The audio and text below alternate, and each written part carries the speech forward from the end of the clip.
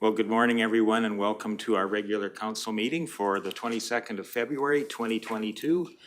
And for those of you that keep track of that sort of thing, that's a palindrome. It means it's the same either way. Numbers add up. Ultimately, I guess we should say that all public meetings are live streamed and recorded. Any verbal or written information provided may be included in public documents as per the Freedom of Information and Protection of Privacy Act, FOIP 40-1. So you have before you an agenda. Would there be any additions or deletions to that agenda? Councillor Ratcliffe. Thank you, Reeve Lougheed. Yes, I'd like to add an item into the closed session around labor. Okay, Mr. Hagan. Good morning, Council. Thank you, Reeve Lougheed. Just a point of order. I believe that the meeting procedure bylaw does not require a majority vote to amend the agenda on Council Day. I think that might be actually correct, I believe, but I would have to defer to our parliamentary people on that one for sure. And I believe historically items have been added by virtue of Council approving the agenda. So it's really just wanted to point it out for Council's consideration that I believe the procedures do call for that. I think it's been waived in the past, but it's Council's option if they want to call a vote on that or just approve it through approval of the agenda itself. Okay, so I look to Council. Would there be a motion to approve an amendment to the agenda? Is that would be the proper process forward? So, okay, so I'm looking for. Okay, Councillor. My Councillor Cermak, my brain just went somewhere for a moment there. So, and I would say all those in favor? And those opposed? That's carried. All right, then Councillor Ratcliffe, I guess if you have an amendment then, or an addition to the agenda, I would make that item 11.4 then. Thank you. All right, looking for a motion to approve the agenda then. Councillor Melhoff, and all those in favor. And that's carried. Thank you very much. Hope you got a chance to look through the meeting or council meeting minutes from Tuesday, February the 8th. Would there be any errors or omissions? Councillor Melhoff? Move to accept without errors or omissions. Okay. Councillor Ratcliffe? No. No. Okay. Okay, all those in favor? And that's carried. Thank you very much. That brings us to item 4, and item 4.1 to be more specific, and that is a 9 a.m. with municipal restructuring information, and I'll just gather through, and I'll pass it across to Mr. Hagan. I think we'll probably need a motion for attendance electronically here as well. Would anybody be willing to make that motion? Councillor Swanson? Any further discussion? Seeing none, I'll call the question. All those in favor? And that's carried. Thank you very much.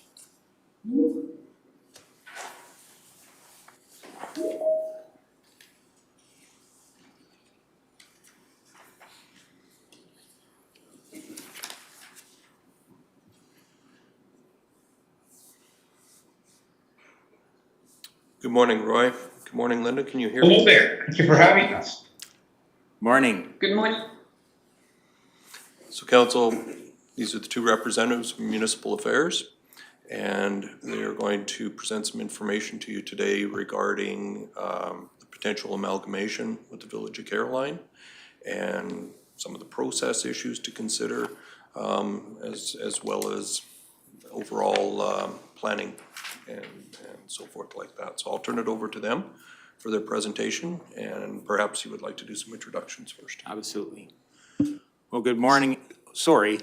Go ahead, please. Hi there. Well, so my name is Roy Bedford. I am a municipal viability advisor with Municipal Affairs, and my colleague Linda Reynolds is also a viability advisor. And we are very pleased to be able to present to you today and answer whatever questions you may have regarding municipal restructuring. Well, welcome, Mr. Bedford. Now, I'll have our council introduce themselves, starting with Division 1. Good morning, Jenny Melhoff, Division 1. Hello, Sydney Graham, Division 2. Good morning, Jordan Northcott, Division 4. Good morning, Daryl Lougheed, Councillor for Division 3 in Reeve. Good morning, Neil Ratcliffe, Division 5. Good morning. Brian Cermak, Division 6. And good morning, Michelle Swanson, Division 7. Good morning. Murray Hagan, interim CAO. Hello there. Well, by all means, please go ahead and go through your presentation, please. Certainly. So let me just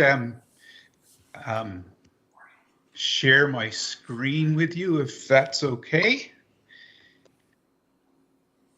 And hopefully you can see a title page for municipal restructuring for the county. So again, thank you for having us today. From our perspective, this started 2 years ago, a little over 2 years ago, when the CEOs from both municipalities made inquiries to municipal affairs about the restructuring process. We did hear from from Caroline that they used a phrase that was immediate budget crisis and sustainability, and the word urgent in their communications. I just point that out. Also recognizing that in that time, the county participated in the Rocky Mountain House Clearwater Caroline governance study, with councils receiving the report prior to the October elections, and that the conclusion of that report indicated that there might be some interest to proceeding with Clearwater Caroline restructuring. From our perspective, we note that that report provides a very useful foundation if the municipalities choose to move forward with exploring restructuring. I should say at this time that please, if people have questions, don't hesitate to ask as we go through this. While we have lots of information to share, and we also want to make sure we're addressing your needs, though we may say, well, hold on, we'll answer that in just a second, but please feel free to ask. It's important to note right from the very beginning that when municipalities do express an interest in restructuring, municipal affairs' two key priorities are to provide support to ensure good governance continues for municipalities, and ensuring that we ourselves conduct function in compliance with the legislation. These are the priorities that guide us in whatever municipal restructuring process a municipality may look at. And it's also important to note that municipal affairs is not advocating for any particular restructuring at this time. Our purpose is to provide answers to support, but certainly there's no no specific perspective that we have. So municipal restructuring is most commonly done in two ways within Alberta. The first is through a viability review that may or may not lead to municipal dissolution. And the second is where two or more municipalities amalgamate. The end result may look very similar in both instances, but getting there can make getting there is where the differences may lie. So viability reviews are governed under the Municipal Government Act, specifically dealing with the dissolution of a municipality. And there are three ways that a viability review can be started by the minister. And the first is if a council requests a viability review. The second is if there is a petition of electors, and the third way is if the minister views that situations in a municipality warrant such an intervention, shall we say.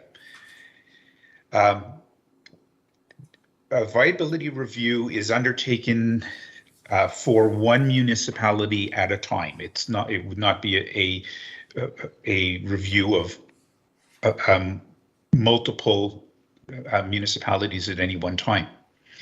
And I do note that there has been no request for a viability review from the Village of Caroline, though a similar process at the time did occur, actually under the leadership of Linda, about, I think it's about 17 years ago. She may talk about that in a minute. I should say also that a viability review does look at all aspects of municipal operations from it's an objective review that to focus on the long-term sustainability of a municipality. A viability review is led by the ministry. It's conducted by the ministry, receiving input from both the municipality under review as well as information from the neighboring municipality, which we refer to as the potential receiving municipality. The outcome of a viability review, once it's completed, is placed somewhat in the hands of the electors, in that there is a vote of electors, and depending on that vote, the minister is required to act under the Municipal Government Act. So it may or may not lead to dissolution and becoming a part of the neighboring potential receiving municipality. Mr. Bedford, Councillor Melhoff would have a question for you if you would be able to Please. take that. Thank Definitely. you. Thank you, Reeve. Mr. Bedford, you said that viability reviews are only done with one municipality at a time. It's my understanding that when they conducted a study with the town, the county, and the village, they looked at all three. Maybe that was a different type of review. I wasn't in this chair at the time, so I'd just love some clarification. That was not a viability review.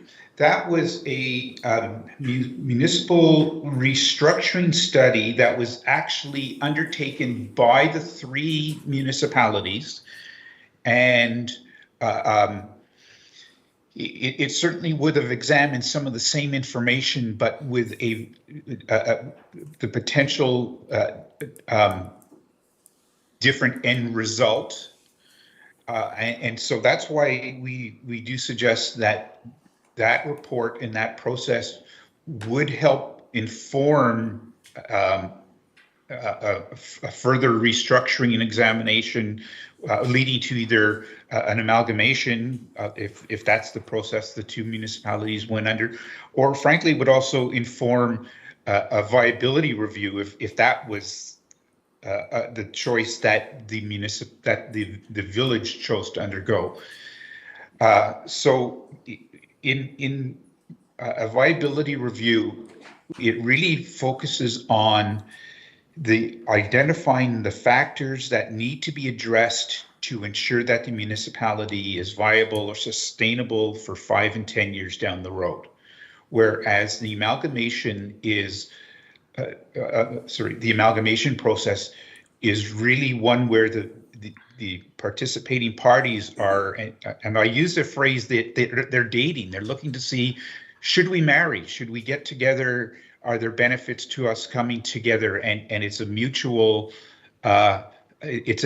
process. Does that answer your question?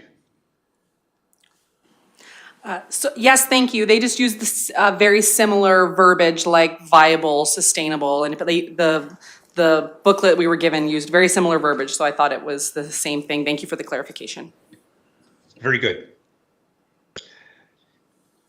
So now an amalgamation, sorry, let me just push my slide ahead. An amalgamation is where, again, two or more municipalities who have to have shared borders join to become one municipality. And what happens is that two or more come together, they in effect form a new municipality, and after a negotiation, before they come together, they say, this is what our new council would look like. This is what our new administration will look like, and how we will do things differently from being two independent, two autonomous parties. The amalgamation is typically considered if there is a demonstrable advantage to the residents of the affected municipalities. And of course, it's very important that the ongoing financial, political, and operational viability is maintained, or is likely to be maintained. Ultimately, the goal, the same as for you as councillors, is that the residents experience the best possible outcome possible and receive the services that they are looking for in a governance style that they're looking for. Now, when we talk about amalgamation, I really like to stress that there are two very distinct facets involved. And the first that we bring forward today, Linda and I bring forward today, are the legislated requirements and process that are outlined in the Municipal Government Act. This stipulates what is required in order for the minister and cabinet to consider an application to amalgamate. And when you read the Municipal Government Act, as I'm sure all you new councillors have memorized it, please don't throw anything at me. It reads very much as a linear process. Do this, then this, then this, then this.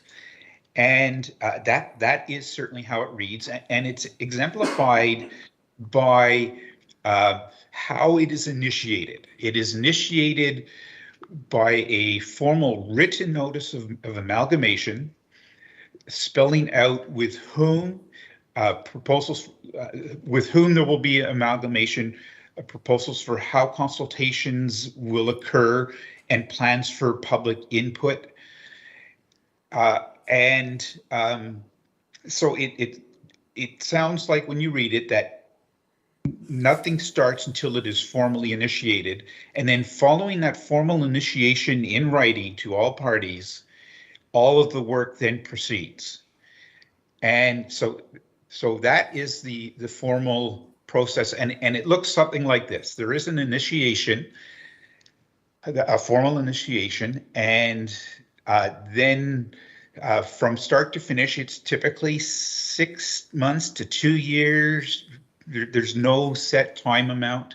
There's negotiation between the municipalities, varying degrees of public consultation.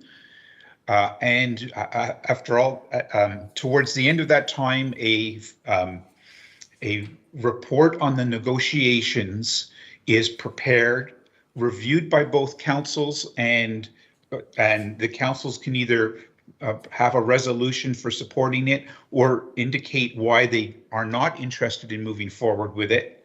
And that becomes the application to the minister for consideration. And the process involves the minister reviewing that application and deciding, is it complete, and does he take it forward to cabinet, because ultimately the decision on amalgamation is a legislated process with the decision made by cabinet. Apart from getting to the minister and cabinet process, again, there's no specific timing. It can take as long or as short as is needed to cover all of the legislated requirements for that application. And I will, at this point, pass it on to Linda to take it from here. And if we could, we have another question from the floor here. Certainly. I'm afraid that's not popping up for me, so. Okay, Councillor Melhoff. Thank you, Reeve. Where are we at in this process now? So you're saying there's these 5 steps here. Where are we at already? Before, you have not started. Okay, perfect. So, Thank you. So, oh, actually, the next, I say I'm passing it on to Linda, but I'm not. I'm going to take it because this is the formal MGA steps. And I wanted to say that in practice, really what happens is what we're seeing in Clearwater, Caroline right now. Long before, at some point before January of 2020, there were informal discussions. Just say it came up as an idea, and the 2 municipalities started exploring it, and started doing some discussions, some information gathering, and of course the Rocky Mountain House Clearwater Caroline study is an example of significant work already undertaken that can be drawn upon. So there may be already informal discussions that have happened over the years, and that is common. There may even be some discussions and maybe even incomplete, but negotiations that started sometime in the past. And you take all of those, that's where we are today. Lots of things have happened. If the municipalities choose to move forward at some point,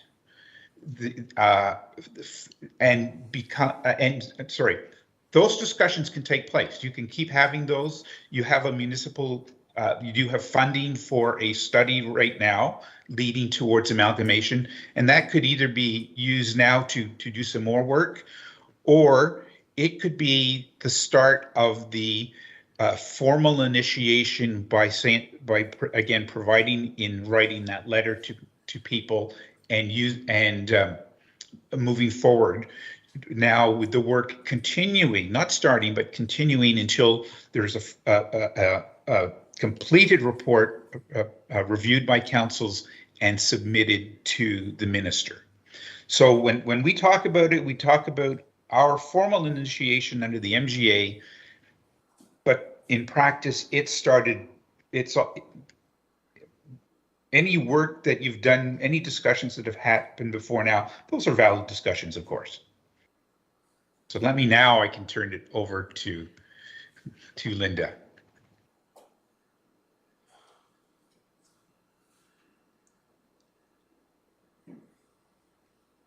It's important to unmute my computer before I start talking. Thank you for your patience.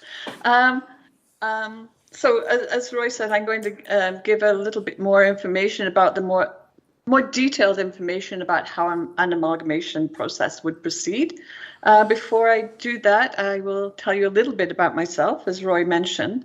I've been with the ministry since 2005 in a very similar position, and I was part of the team. I didn't lead the Caroline dissolution study as it was at the time. Prior to that, I'd worked with a municipality for over 10 years, and during my community service life, I've served 2 terms as a school trustee and 1 as a town councillor. So I'm coming, to my position now with municipal affairs with a varied experience and knowledge. As Roy mentioned, one of the first steps in amalgamation process is to initiate amalgamation.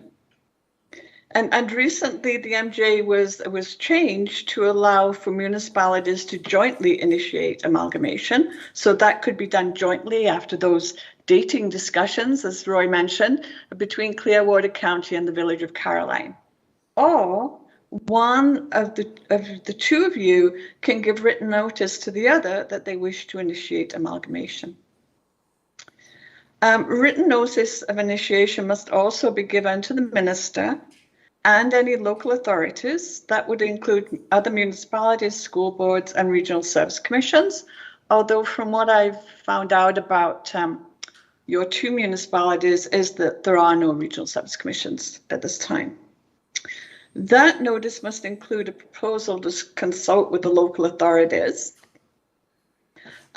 including Rocky Mountain House, and maybe some of your neighboring municipalities that you may have written agreements with, because those agreements may change should you amalgamate. When you initially serve notice, you may not have that consultation plan finalized and in place. And that's understandable because you do need to get together to discuss how you want to consult with your stakeholders. However, it is a must during amalgamation that you do have one. And so you can inform the minister that you've initiated proceedings and that your proposal for stakeholder consultation will be followed. The other mandatory thing you have to do throughout amalgamation is to keep the minister informed of how your progress is going. Yeah, now we can move to the next slide, right? Thank you.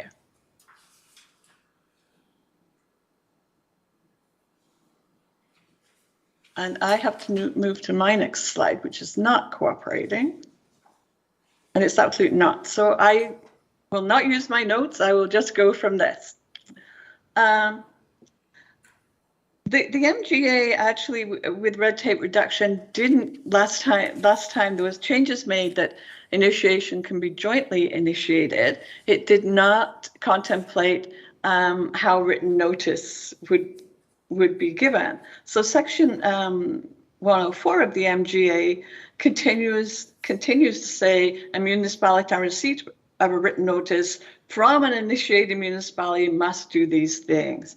We're taking that to mean that if you jointly initiate amalgamation, that you will meet with each other because you've jointly initiated it, discuss your proposals included in your notice, your proposal of consultation, and negotiate the proposal for amalgamation in good faith.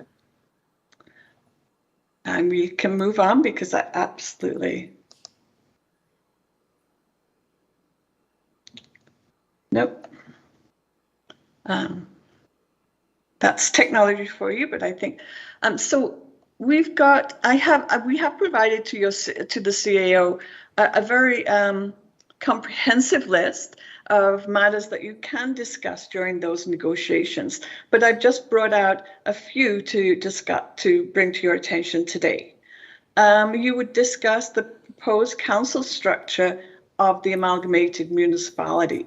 And an interim and long term in your proposal is acceptable. And for example, there, I mean that you have 7 wards right now, and those 7 wards could continue with the 7 councillors currently sitting at the county council table. However, we would not want to see Caroline disenfranchised. And so in your proposal or in your negotiations, you would discuss how Caroline would be represented. And I do have some examples actually from dissolution that may assist you in that. And certainly going back to when the village of Thorhill dissolved and until the next municipal election, Thorhill was allowed 1 councillor on the county council. And then during the period between that dissolution and the next municipal election, the ordering council dissolving the village directed the county council to have an electoral ward review. And at the end of that review, that there would be an odd number of councillors, because similar to you, the County of Thorhild had 7 councillors, one more made 8. However, the MGA directs that there should be an odd number of councillors. Something similar happened for the process between Greenview and the Grand Cache, when Grand Cache dissolved. So we do have those examples to share with you. You would put forward your proposed electoral wards. They are named in an order in council, and again, they could be interim with the knowledge that long term they may change.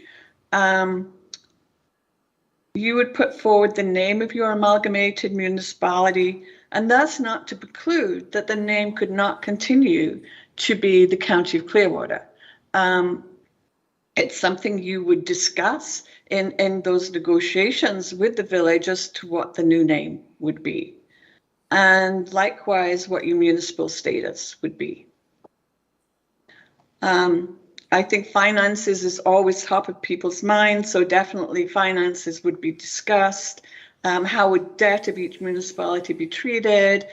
Typically we're hearing, and I will refer to viability reviews, because those are the majority of processes that we have done. And the majority of processes that address a smaller municipality such as Caroline, with a population just over 300, joining a larger municipality such as yourself, the county. So it would be how debt would be treated. I'm often hearing from a receiving municipality that the residents of each municipality would be responsible for their own debt. Certainly assessment and taxation would be discussed. Discussion of assessment would include subclasses. You know, will you have subclasses in this new municipality, and would Caroline be a subclass in its own? And which way you can have different tax rates for that subclass. And I don't know if any of you, taxation actually is a way of getting revenue for your municipality. And I don't know if any of you attended the Brownlee sessions in the last 2 weeks, but certainly one of their presentations amazed me at the whole list of other ways that you can tax, including special taxes and local improvement taxes. So there are a lot of avenues for a municipality to raise revenues.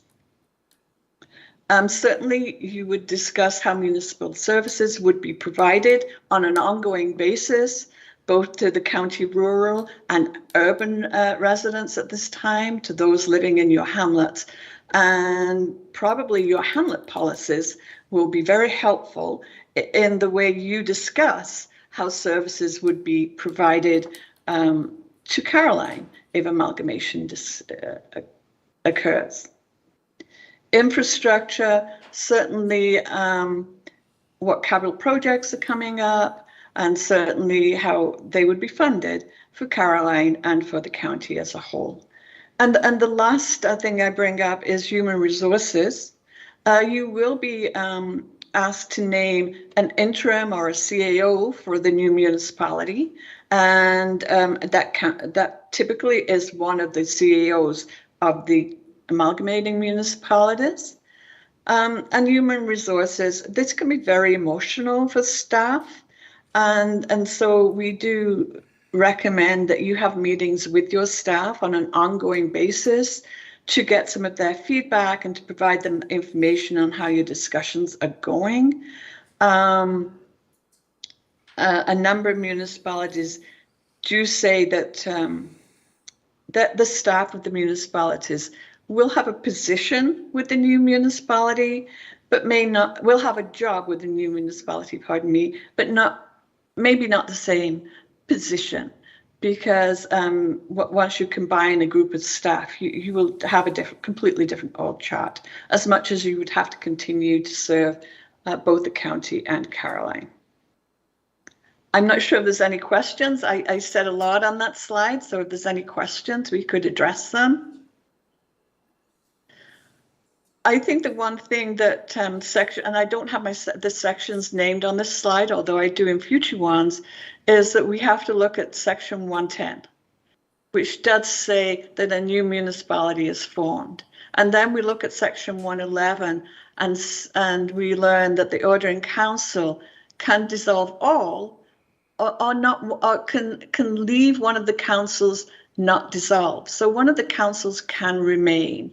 And so for Clearwater and Caroline, that could mean that the Clearwater County Council remains. And as I've spoken to, one or two councillors from Caroline can join until you've had a boundary review. So it does not mean that the county council dissolves. I think we can move on. I don't see any questions, Roy. The public consultation is very important. The minister does expect that it would be quite thorough and that there is a strong support of amalgamation if that's what's proposed at the end of the process. It must be completed prior to negotiations, and it should be in accordance with the consultation plan that you put forward and that is agreed to by the municipalities. A plebiscite, we're often asked, do we have to have a plebiscite? There's no nothing mandatory in the Municipal Government Act that says you must have a plebiscite. Some municipalities have and some have not. I think the important thing if you decide to have a plebiscite is to realize that the vote will be for all the residents, as opposed to when there's a viability review, only that small village would vote. In an amalgamation, we would suggest that the residents of both municipalities vote. It's definitely a choice of the municipality. Knowing that the MGA says that votes are non-binding, I would strongly suggest that you set out ahead of time in that consultation plan and inform the residents as to how you will use the result of the vote. And I can share with you from my work with Black Diamond Turner Valley that for the last round, not this one, they didn't have a plebiscite. Last time round, they decided that time to have separate votes for each town and that they would only put forward amalgamation if both towns, the residents of both towns voted separately that they wished to proceed. And at that time, one group of residents voted in favour and one was opposed. So the towns did not propose amalgamation at that time. And as I've already said, the summary of the views expressed during the consultation must be included in the amalgamation report submitted to the minister. The other thing I can tell you that when one group of municipalities put forward their consultation plan, they only planned to go on Facebook and ask some questions. And that was not deemed acceptable. It has to be a well-rounded consultation plan, maybe public meetings, maybe a questionnaire, certainly informing residents of how you propose what this new amalgamated municipality would look like and getting some feedback from the residents on that proposal. And that could be a point on feedback that you make some slight changes. So the next slide, Roy.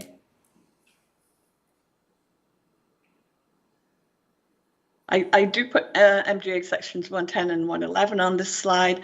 So when the minister receives a report on amalgamations, the municipalities can decide if they want to amalgamate to state that their report now becomes an application. And it's the information in the report or application that will inform the minister as to how to move forward. And we will tell you, if you enter into this process, there are some things you must tell the minister because that's the information that would go into an ordering council, such as how many councillors, what the wards are, the name of the municipality, and who the initial interim CEO would be. Once the minister is satisfied the proposed amalgamation application is satisfactory, he would recommend amalgamation to cabinet. And that stage of being satisfied it's adequate is where maybe ministry staff would reach back and say, we need a little bit more information about this. What can you tell us? And probably that's why we like to work throughout the process with municipalities, so that you do have a fully comprehensive, complete application when you come to that point, because any additional information can always delay the process. At the end of that, Cabinet may by order amalgamate municipalities to form a new municipality. I had notes when the next slide was yours, Roy, so I'm not sure. Do I have one more slide here? No, that becomes me.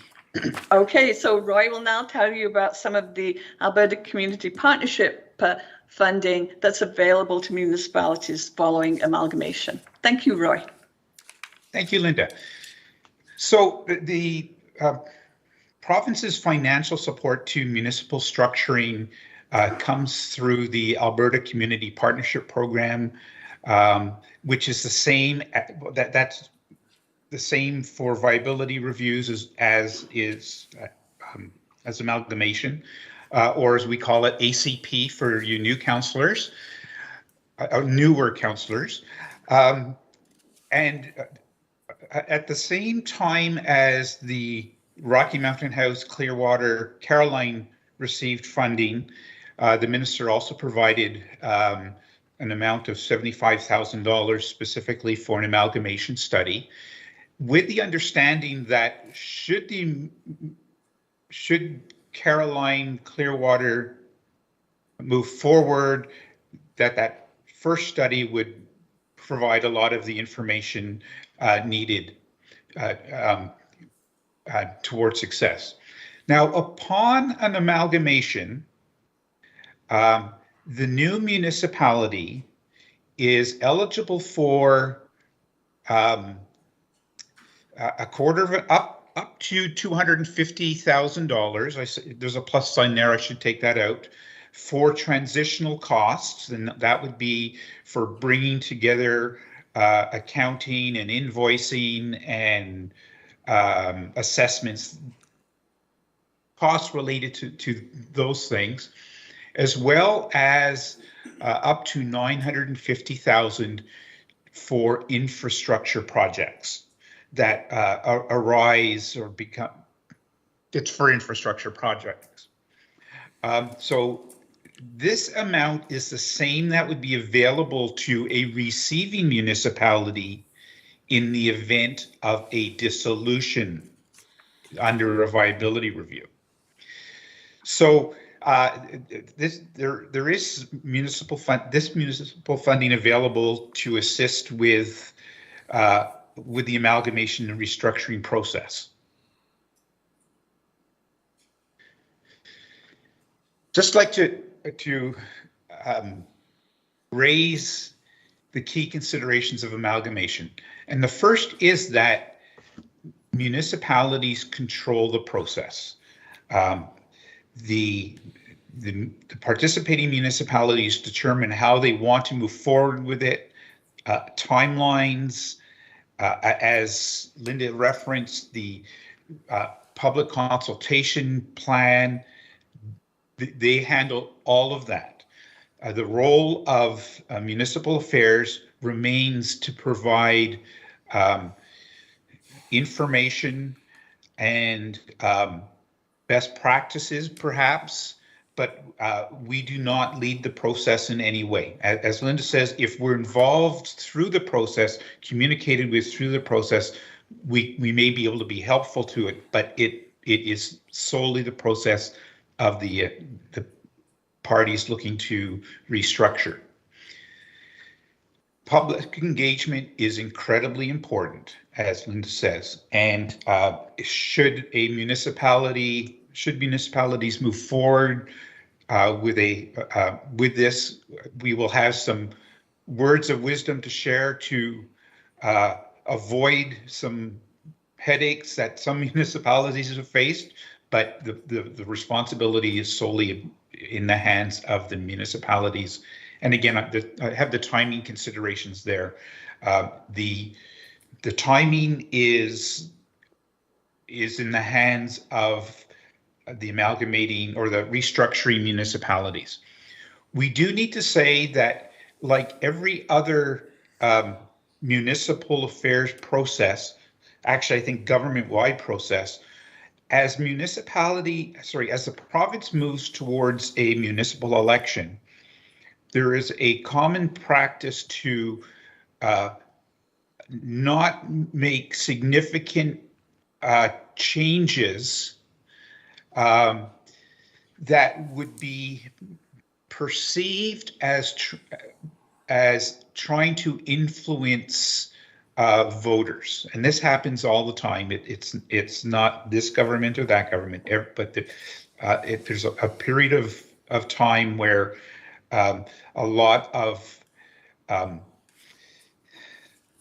processes, I will say, almost come to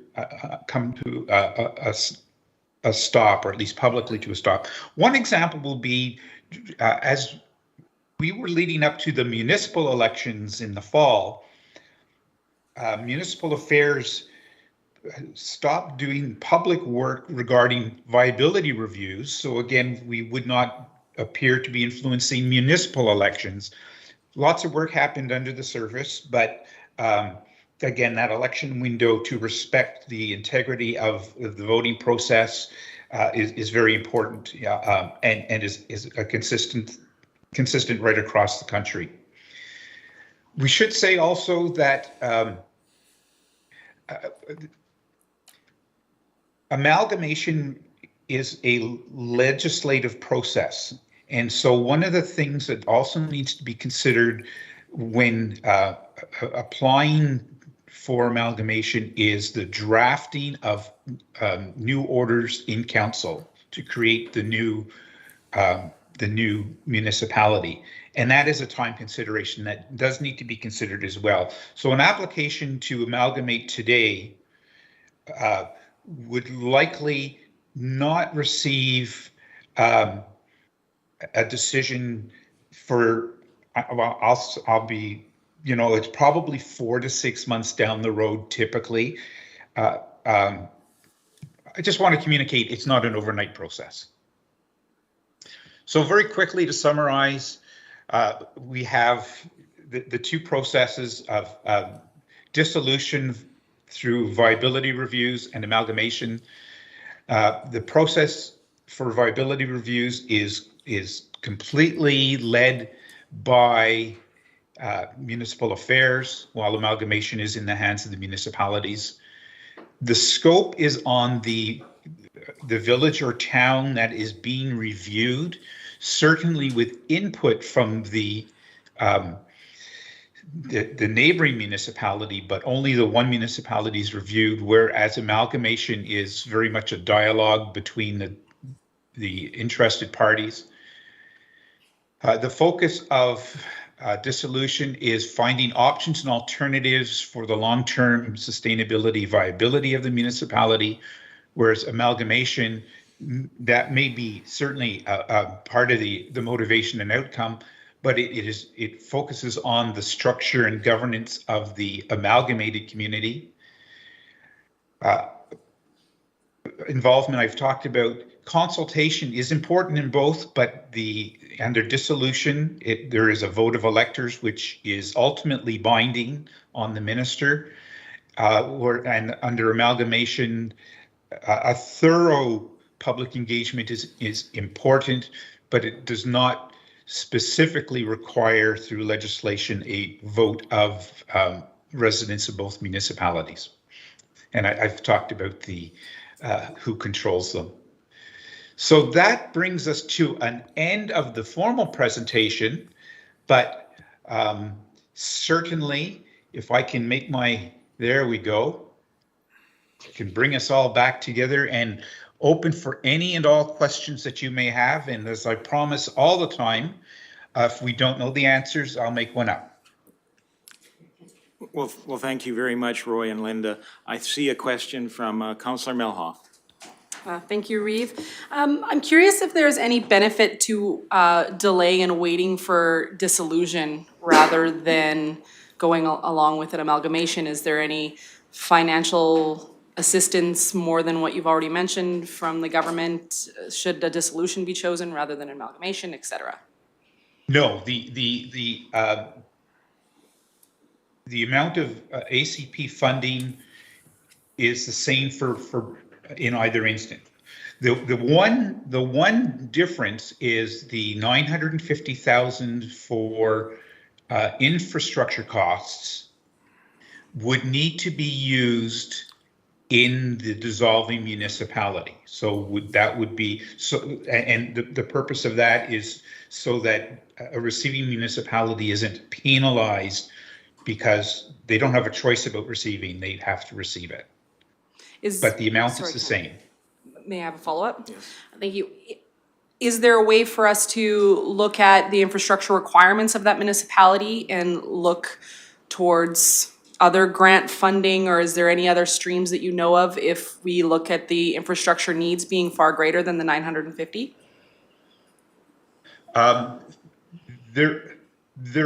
If the village goes the viability route instead of the amalgamation route, the village could apply for funding for an infrastructure study that would assess at a high level the condition of the assets that are there. Now, having read the Rocky Clearwater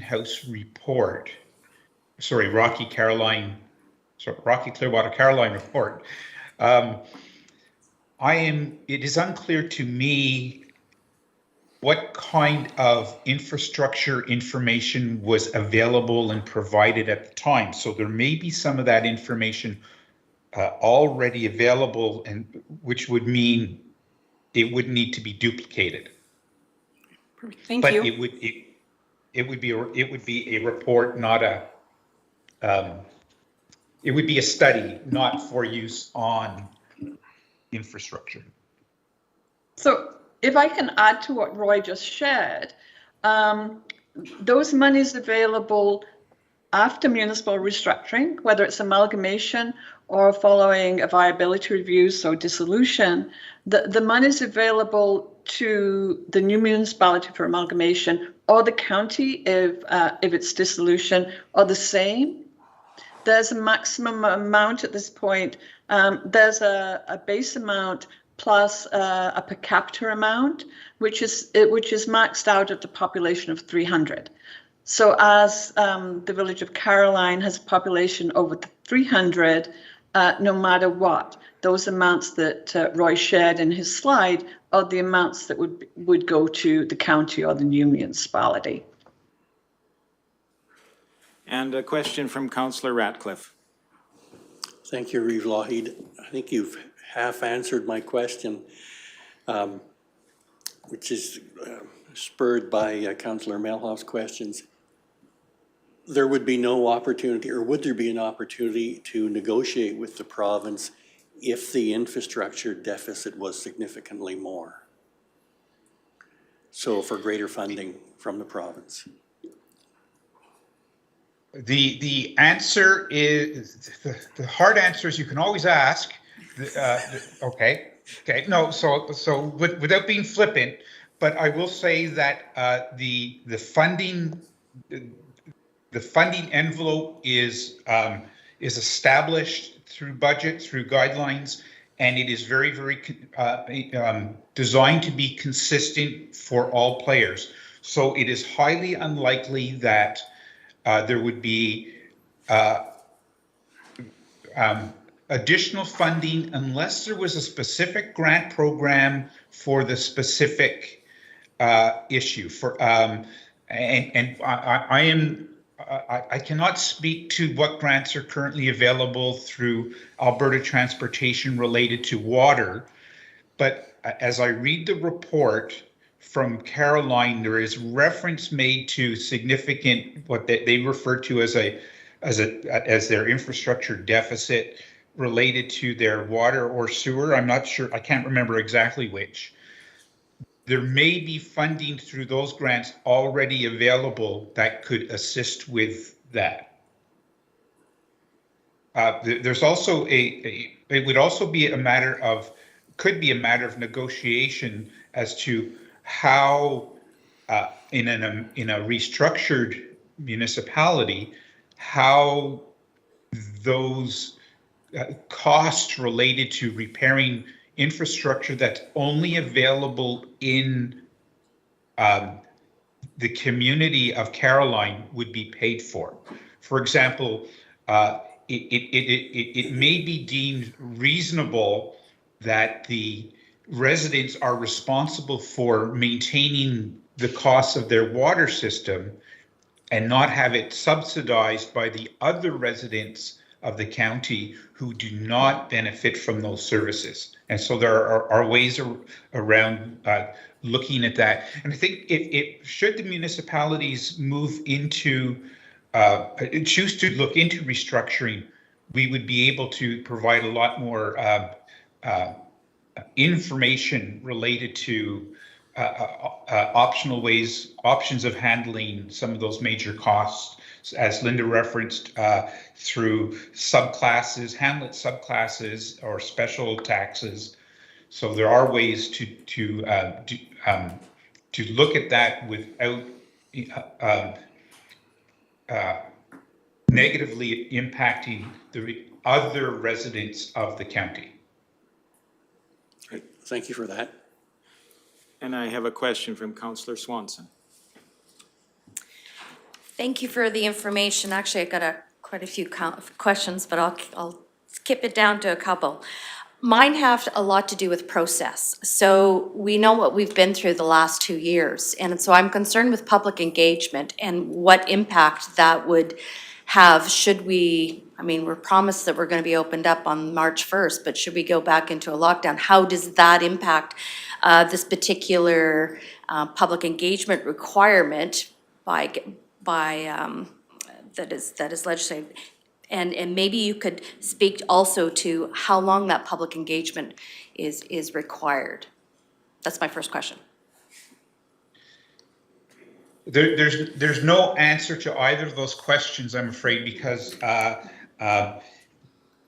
there are numerous ways that could be looked at to conduct public engagement, whether it's electronic, face-to-face, whatnot, and it would be up to the to you and whoever is planning it on with you to determine the best ways according to the I'm going to say it, the conditions at the time. Certainly, it's expected that it would be a thorough and fair representation of both municipalities, or the residents of both municipalities. But how long it is, how big it is, there's no set answer to that, I'm afraid. And I think that answered both your questions, did it? Yes, thank you. Follow up? Oh. Yes, go ahead, please. Okay, so it's my understanding, oh, sorry, Linda. Did you want to add to that? I just want to add to what Roy has said, and I think it might be helpful, so I will do that. I have been working with Black Diamond Turner Valley throughout the last couple of years, and certainly their public consultation was challenged by the fact that they couldn't have public meetings. And so what we often recommend is get in touch with those with the CEOs of those municipalities and ask them how they overcame those challenges and what the challenges were. But we are hopeful that things will open up in the future, and you will be able to have actually people in a meeting hall so you can talk to them. And it sounds very much from some of the feedback I've read from those towns that that's what people really would have appreciated. Thank you for letting me add that. You bet. So my second question has to do with this $75,000 that we got for a grant in the last study. And that was, I understand, that was specific for the amalgamation of the village and the county. So should the village of Caroline decide to go a dissolution or municipal viability study instead, that $75,000 would not be put towards that particular study, correct? That's correct, because the viability review is very much it's a ministry-led thing. So the only cost to the municipality would be if we were having a meeting, an on-site meeting in Caroline or Rocky or whatnot, just the transportation to there. All the other costs are municipal affairs. Okay. Sorry, one more supplementary. Please, Linda, it's my understanding you had opened up that you did a viability study already for the village of Caroline 15 years ago? Correct, yes. Okay, thank you. And I can tell you that probably the village, if not the county, because we always sent copies of the reports out to the municipalities. Hopefully you've got one in your file system. If not, we could share with you what that report was. It certainly did look at a lot of the aspects like services and library services and what the council would look like if dissolution occurred. Many of those topics that you might want to discuss during an amalgamation negotiations. Thank you for that. And before I go to Councillor or Deputy Reeve Northcott, sorry, I have one question. It's essentially, I think it's been touched on, but trying to establish an expectation for a timeline and understanding that part of that is going to be a viability review, I believe. And of course, some of the end parts of the decision revolve around cabinet decisions and kind of looking at the potential. Of course, there can be changes in cabinets. We do live in a political world here. And just trying to establish next steps, timeline, and can a viability review occur at the same time as some of the other steps in the process? So actually, a viability review would not be involved at all if the municipalities are choosing to go down exploring municipal restructuring. I know the report does.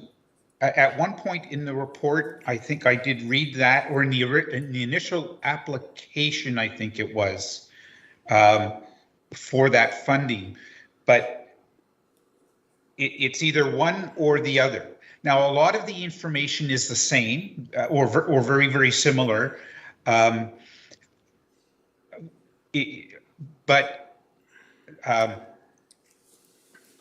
Again, the municipal affairs is out of it completely, and if the two municipalities went down the road, you would start from that negotiation perspective, taking a look at each of the topics and seeing how will we move this forward.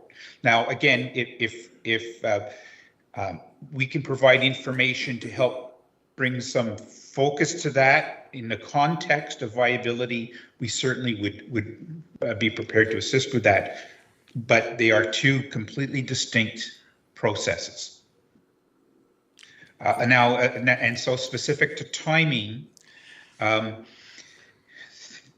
again, whether it is a viability review or through amalgamation, we do know that legislatively there is a provincial election slated for May of 2023. I think there would be a lot that does provide a significant window to complete either process. Okay, thank you. So that, I'm getting the sense then that that is somewhat less than the 13 or 14 months that we have between now and that election. I did see a number of things, somewhere 6 months to 2 years, just trying to get an idea. I know the village is quite interested in moving this process very quickly. I believe I've heard that in their council meetings as well, so, and through a number of resolutions. I'll go to Councillor Northcott. Good morning, Roy. Good morning, Linda. Just contributing factors, they're just simply just one bigger contributing factor that's leading to municipalities leading them into amalgamation and dissolutions, like with Thorhild or Caroline. Is there a common factor that's leading these?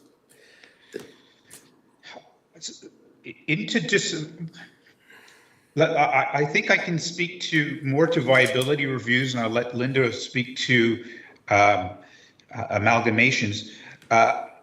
most of the viability reviews we're seeing are with small municipalities that are saying, you know, we're struggling right now with one or two full-time staff and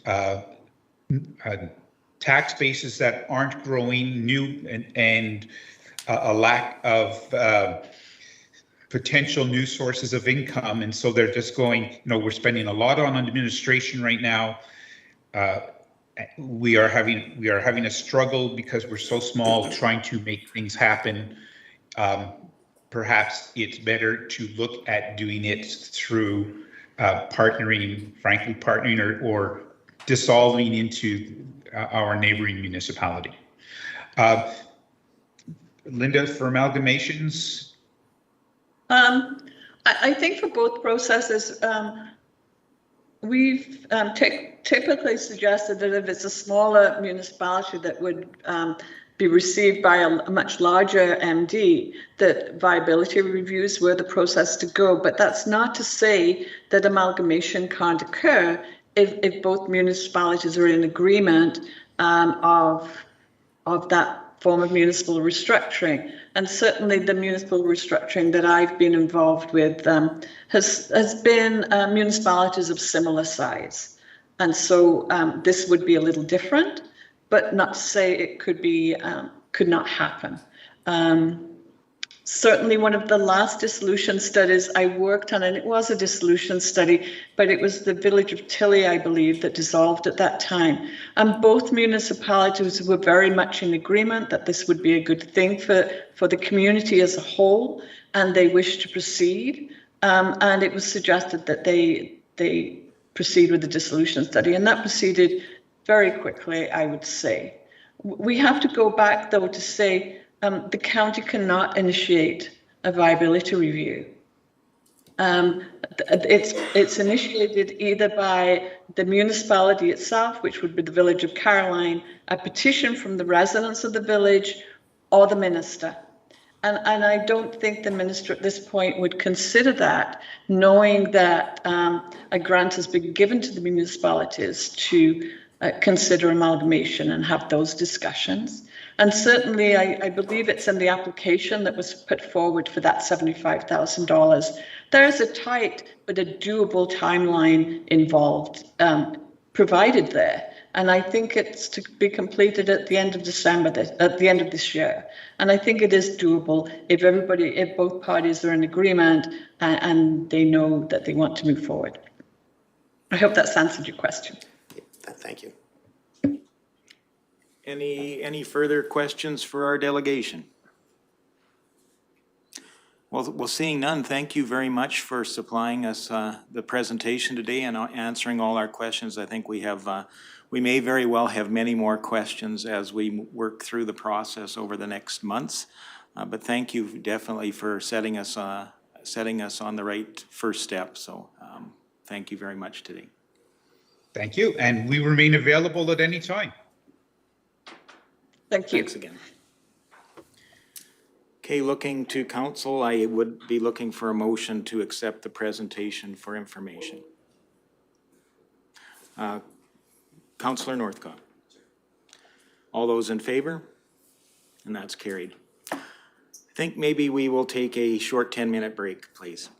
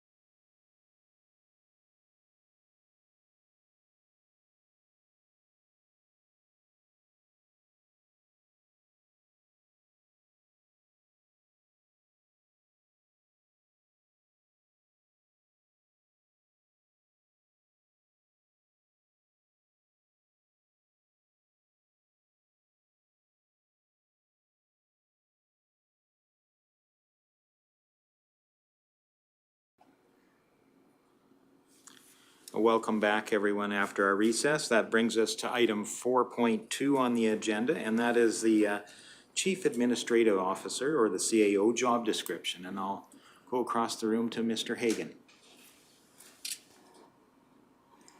Thank you, Reeve Lougheed. Attached to this agenda item is a 2020 job description that was signed by the previous council. And it is provided for this council's review, as well as additional information that has been provided over the last number of weeks. And this is really an opportunity for this council to consider that job description, if it fairly represents the expectations of this council of that position.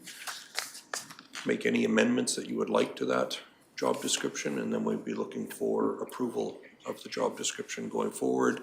And as noted in the agenda item, it serves many purposes, one of which is the basis of the recruitment advertising that will go out for the position, as well as setting out the expectations for the position for applicants and ultimately the successful candidate. Okay, thank you. So I trust council's had a chance to review some of this information, and I'll go to Councillor Swanson. Thank you, Reeve Lougheed. Being as how we just had a presentation in regards to amalgamation, should there be any details in this job description? Because this is a potential duty of the next incoming CAO to facilitate that. I'm looking to my fellow councillors, do we feel that this job description adequately covers that particular duty? Thank you for that. I would think definitely that's something very much dead ahead on our horizon. And I think having somebody in place that had some experience and knowledge about that could be a benefit or an asset to that position. Councillor Ratcliffe. Councillor Melhoff was first. Oh, I'm sorry. Okay, I guess my light's on, I might as well. I spent some time going through all the information that was provided to us. Thank you very much. And there are some very good aspects in here that I would like to see included. Things like transformational leadership, set up the new council for success, opportunities for improving effectiveness and performance, excellent customer service philosophy that I think would better describe or help more describe our expectations. One of the training sessions I was on last week said that all of our policies and documents should be aligned with our strategic plan. So I think there's some more work to be done on this to include those aspects. And I don't know if we have any input from the rest of staff on this as well. But that's my position. Thank you. Okay. And Councillor Melhoff. Thank you, Reeve. Maybe just points of clarification for me on how this is written out. So the DEM, it's showing here that the Director of Emergency Manager being the CAO. Do we not have that delegated to our legislative services? So is that still needed to be in here, or is that now Ms. Haggart and therefore would no longer be in the job description of our CAO? So which item was that you're referring to? Well, it says due to the overall responsibilities of the CAO, they are also the Director of Emergency Management, unless I'm reading this absolutely wrong. They have delegated that, Jenny, to. Okay, I just wanted to make sure that that was clear. And Thank you, Council. Is there anywhere in here that we can write in that we're somehow empowering our HR? I particularly noted 2.6, that similar to the way that police services are at arm's length from politicians, perhaps the CAO may need to be at arm's length from HR matters. And is there any way that we can somehow show that that is represented in here? And is there any way that we as council can assure that we're getting feedback from our directors? I don't know if that needs to be in the job description or a policy change. We're not directly working with the CAO every day. Perhaps there can be a feedback loop to get information back from the directors as to the performance of their boss without retribution. I'm hoping that we can, whether that's a policy change or something that needs to be added in here. Okay, and Councillor Swanson. I believe that that's part of the performance review, is that there is, when we have done it in the past, that there is a performance review that happens anonymously through the directors and through council as well. So I know we have done that in the past. So there's that feedback loop. And in regards to HR, I'm not sure, believe it's legislated, and I believe that's the way, because the CEO is our only employee. So he controls the administration of the organization below him, and I know in the past, the HR was reporting to corporate and not reporting to the CAO. So unless we decide, or the CEO decides to reorganize, which would pass, I believe we need the blessing of council in order to reorganize that particular chain of command. Okay, so we've discussed a number of potential amendments. Would anybody be willing to make an amendment to our document? Councillor Northcott, please. I'm just wondering if, with the current requirements and everything that's in this policy, I know that there are a lot of individuals, there's a lot of business owners, there's a lot of very highly educated people in Clearwater County. And the way that this is currently written up, I don't know if it's going to attract or actually even allow for any local residents to apply for this position. And in my opinion, if there was local residents that had the opportunity to, that had the opportunity to apply for this position, they would be more similarly like-minded, like the residents of Clearwater County, and would have experience with the industry, oil field, forestry, the agricultural sector. And I don't know if we're gonna get any candidates that will be similarly like-minded, like the residents of Clearwater County, with the big long list of regulations and requirements that's in this. That's my comment. It's and much high input on their personality, right? And to be able to think similarly to residents here. That's my comment. Thank you.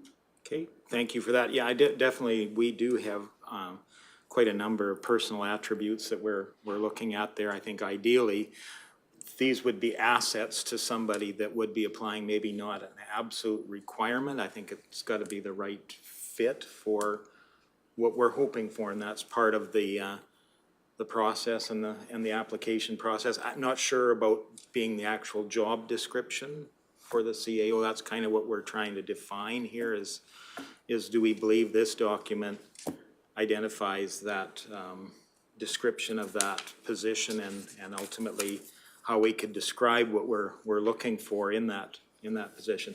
Councillor Ratcliffe. My suggestion would be, as I personally feel inadequate to try and rewrite this document myself, is that we pass our input to Janice and let her incorporate that into the job description. Some of the other postings that she forwarded to us list backgrounds in engineering or business as definite assets that I think would also apply to us. But that's my suggestion. Thank you. And Councillor Graham. Thank you, Reeve Lougheed. I did think this read quite well. Other ones were really good too, but I liked how this was laid out and how it read, and I thought it was very well written. My only request, if we're gonna get it rewritten, would be to include Tracy Lynn in that.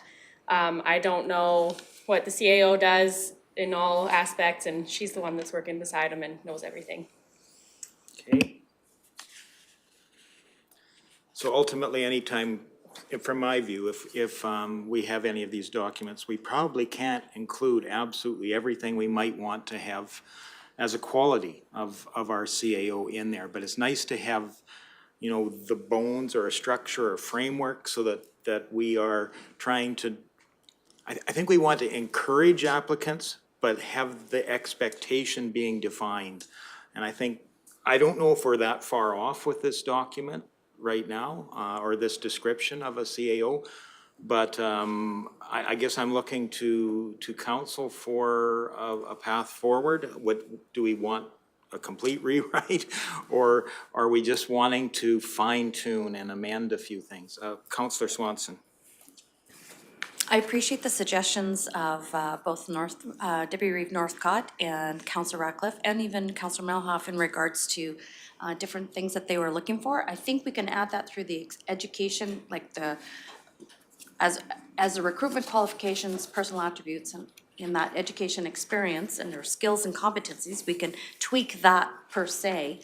Understanding that we still have two parts of our interview process. We have a verbal interview and we have our in-person interview. So there's opportunity there to quiz our candidates at that particular point in time.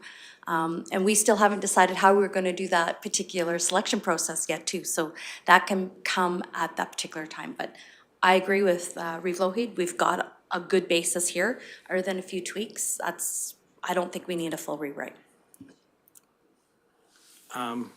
Mr. Hagan. Thank you, Reeve Lougheed. Given the number of suggestions that I'm hearing, I would suggest that administration bring back this job description with the changes highlighted that have been suggested today to the next council meeting in March, and council can review those changes and hopefully finalize at that time. Thank you very much for that. I think that is a process forward, and I think much of what we defined as far as the items, the 1, 2, 3, 4 items, I think those are pretty clearly defined what we want to put in as far as attributes or things, you know, like we've said some things like a minimum of 7 years experience as CAO. That makes that CAO pool much shallower, if you would, in defining that. So I think those are desirable expectations, but not necessarily deal breakers. And I think incorporating some of the things I've heard around council today, that we would like to see somebody with this, and we would give some level of preference to somebody that had those attributes, I think would be worthwhile including in some of the recruitment qualifications or personal attribute section of this. I would welcome seeing that coming back to us at a later date, but not a too later of a date. So, does that kind of capture the consensus of council, or am I off base? Okay, so do we need a motion then? Okay, I would be looking for a motion for staff to come back with a new document incorporating some of what we've said today. Councillor Cermak. Yes, thanks, Reeve Lougheed. I would like to see something on the last of this stating that all before is a guideline that we want, but not necessarily all applications got to meet all of these standards.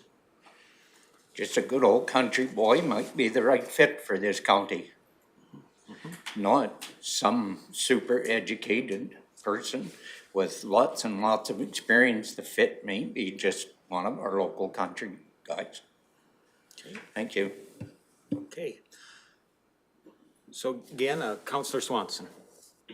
I'll make a motion that that administration, according to the suggestions offered today, bring back the rewrite for the next meeting, please. Thank you. Okay, any further discussion on that motion? Seeing none, I'll call the question. All those in favor? And that is carried. Thank you very much. Brings us down to item 5.1, and that is a letter of support for the Village of Vilna's Alberta Community Partnership Grant application, and that's North Saskatchewan River Canadian Heritage River System. And I believe this will be Mr. Martinson. Morning, Reeve and Council. We are here today to talk a little bit about some follow-up information we've committed to bring you from last council meeting when you received a presentation from a delegation with the regional partnership that's located sort of north of us along the North Saskatchewan River with Smoky Lake County and the village of Vilna and their other regional partners. They've been working on this for quite some time now, and we've been following it administratively and supporting them where they can. And so last meeting, you received a bit of a presentation where they were looking for a letter of support, not for the designation, because that's already been given as was attached. This time they're looking for a support for an Alberta Community Partnership Grant to continue their work on to ultimately achieve the Heritage River designation from our border to the border of Saskatchewan. Of course, as we've mentioned, the designation exists within the Banff Park boundaries, so headwaters through to our border is already designated a Heritage River, and the initiative that Smoky Lake County, Village of Vilna and their partners are trying to make that all the way through Alberta.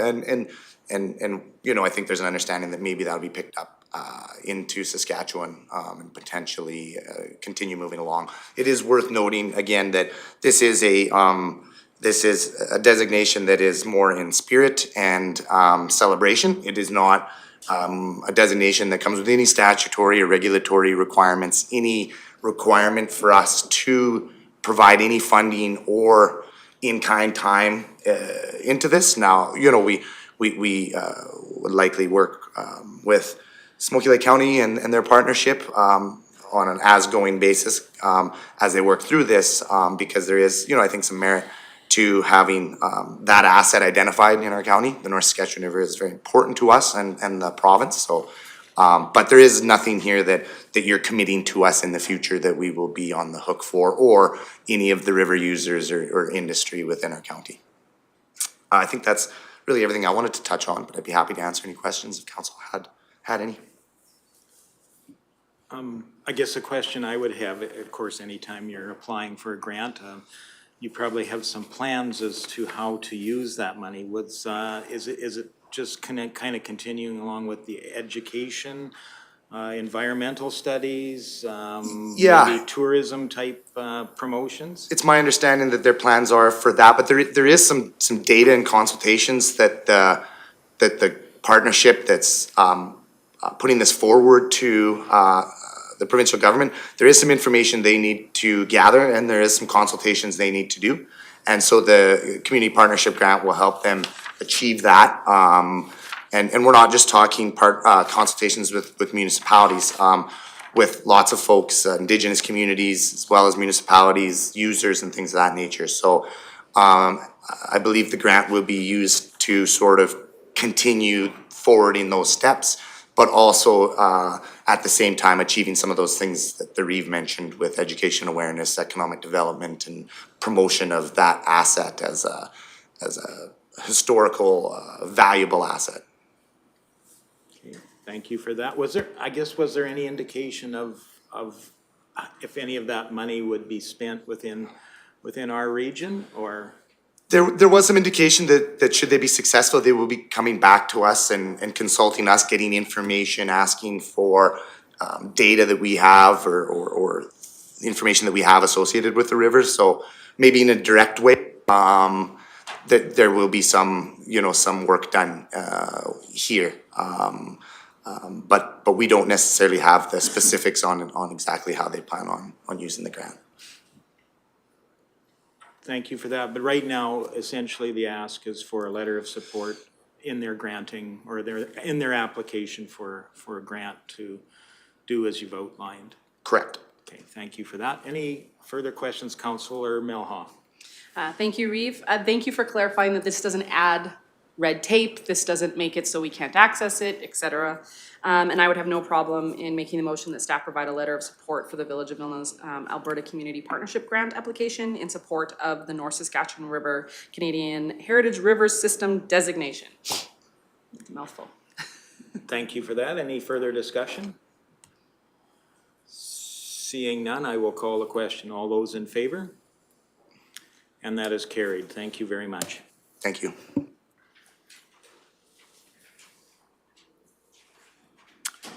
That brings us down to item 6.1, and that is the fourth quarter 2021 financial report, and I'll turn it across to Ms. Serhan. Good morning, Council. So Finance is providing a brief summary of the fourth quarter financial report. Administration's goal is to attach a financial operating report to Council's regular meeting agendas once a month and provide presentations to Council at each quarter. For 2022, we see that happening once we get the first quarter report to Council after March. So that would be at the April meeting. Then after that, you would see monthly operating reports being just attached in the report section of your agenda for the operating. The attached report shows revenues recorded above the expenses as a whole, not netted against the expenses in the department, which are offset by those revenues. This is to ensure the entire picture is being considered when reviewing the programs and to help explain variances that may occur. The Finance Department will walk through the operating report and note any anomalies for Council during the Council meeting, and Council will be able to ask any questions about the report at that time. The operating revenues are at 110% of budget as of December 31st. And I'll just kind of walk through my agenda item and then we'll walk through the report so that afterwards, so that if you have any questions specific to any of the lines, we can go through it at that time. The operating revenues are at 110% of budget as of December 31st. However, there are some year-end adjusting entries that need to be done before the financial statements are finalized. One being the grant that was received in 2021 for the rail trail projects. Most of the grant will be moved into deferred revenue, so it will be coming off the revenue in 2021, and it will be used at a future time. Operating expenses have been incurred at 88% of budget, with again some year-end adjusting entries to be completed.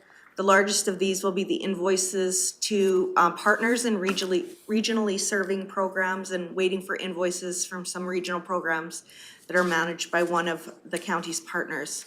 Two areas to note are land care that received additional funding and they are passing that funding on to residents. You will see above budget revenues and above budget expenses in that area, and the additional expense in community services for the grant to the Wildrose School Division. Once again, a brief explanation on the regionally funded programs that always affect the variance in the expense budget. When a partner is managing a program, Clearwater County doesn't pay for those costs up front. Once actuals are completed, an invoice is received for the county's portion, and sorry, I lost my place there. And the appropriate percentage is paid then. Likewise, when Clearwater County is the managing partner, we bear the expenses, the expenditures until the end of the year, and invoices are sent out once actual costs are tabulated. These costs and adjustments will be included in the financial statements that you will see in April. The narrative capital reporting that you see from the Public Works Department is also being attached to the Council agenda monthly, and financial data will come quarterly. So the narrative that's being attached to this Council report typically will be further advanced than the financial report that's being attached, because the financial report will be as of the month ended the month before, whereas the narrative is like up to date as much as they can to tell you how the projects are coming along. In this case, because December 31st is what the financial report's for, some of our invoices have already come in, or most of them have already come in, and there isn't as much work being done on those capital projects between December 31st and now, so. There's quite a bit of work to be done on the tangible capital asset accounts, especially with the chart of account changeover that we had on December 4th. And so we'll just walk through the report together now. So the first page of the financial report is the capital report. So you can see that we've received in revenues million and we budgeted for 4.1. Some of that is because some of those projects,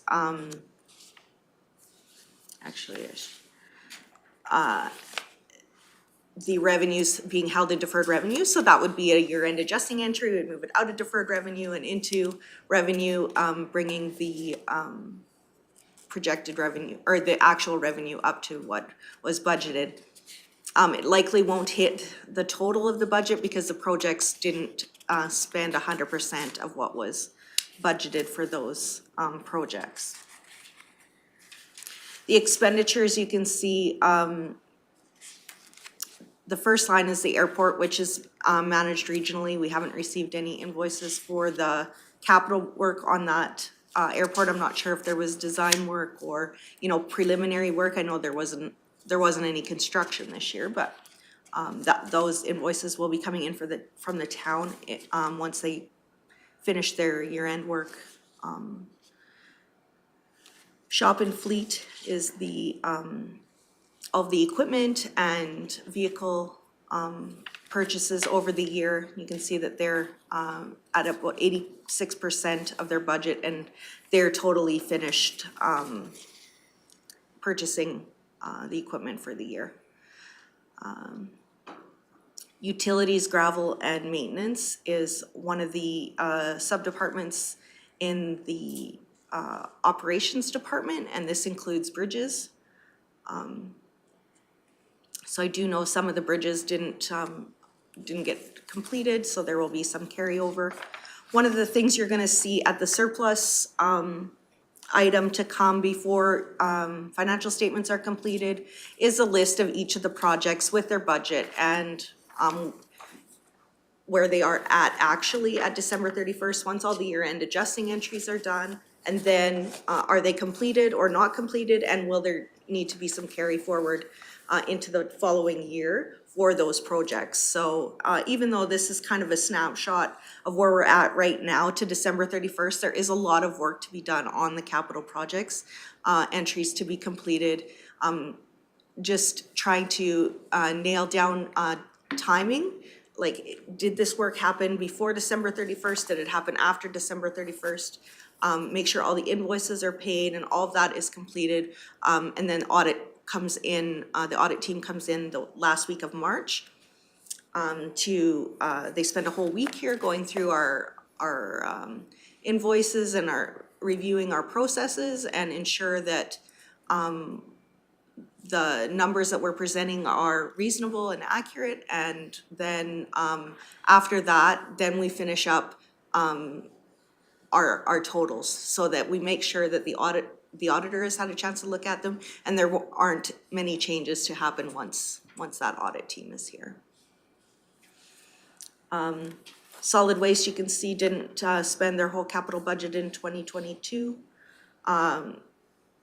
Public Works Infrastructure, they got lots of work done this year. They're getting close to their budget, 90%. Facilities at 80%.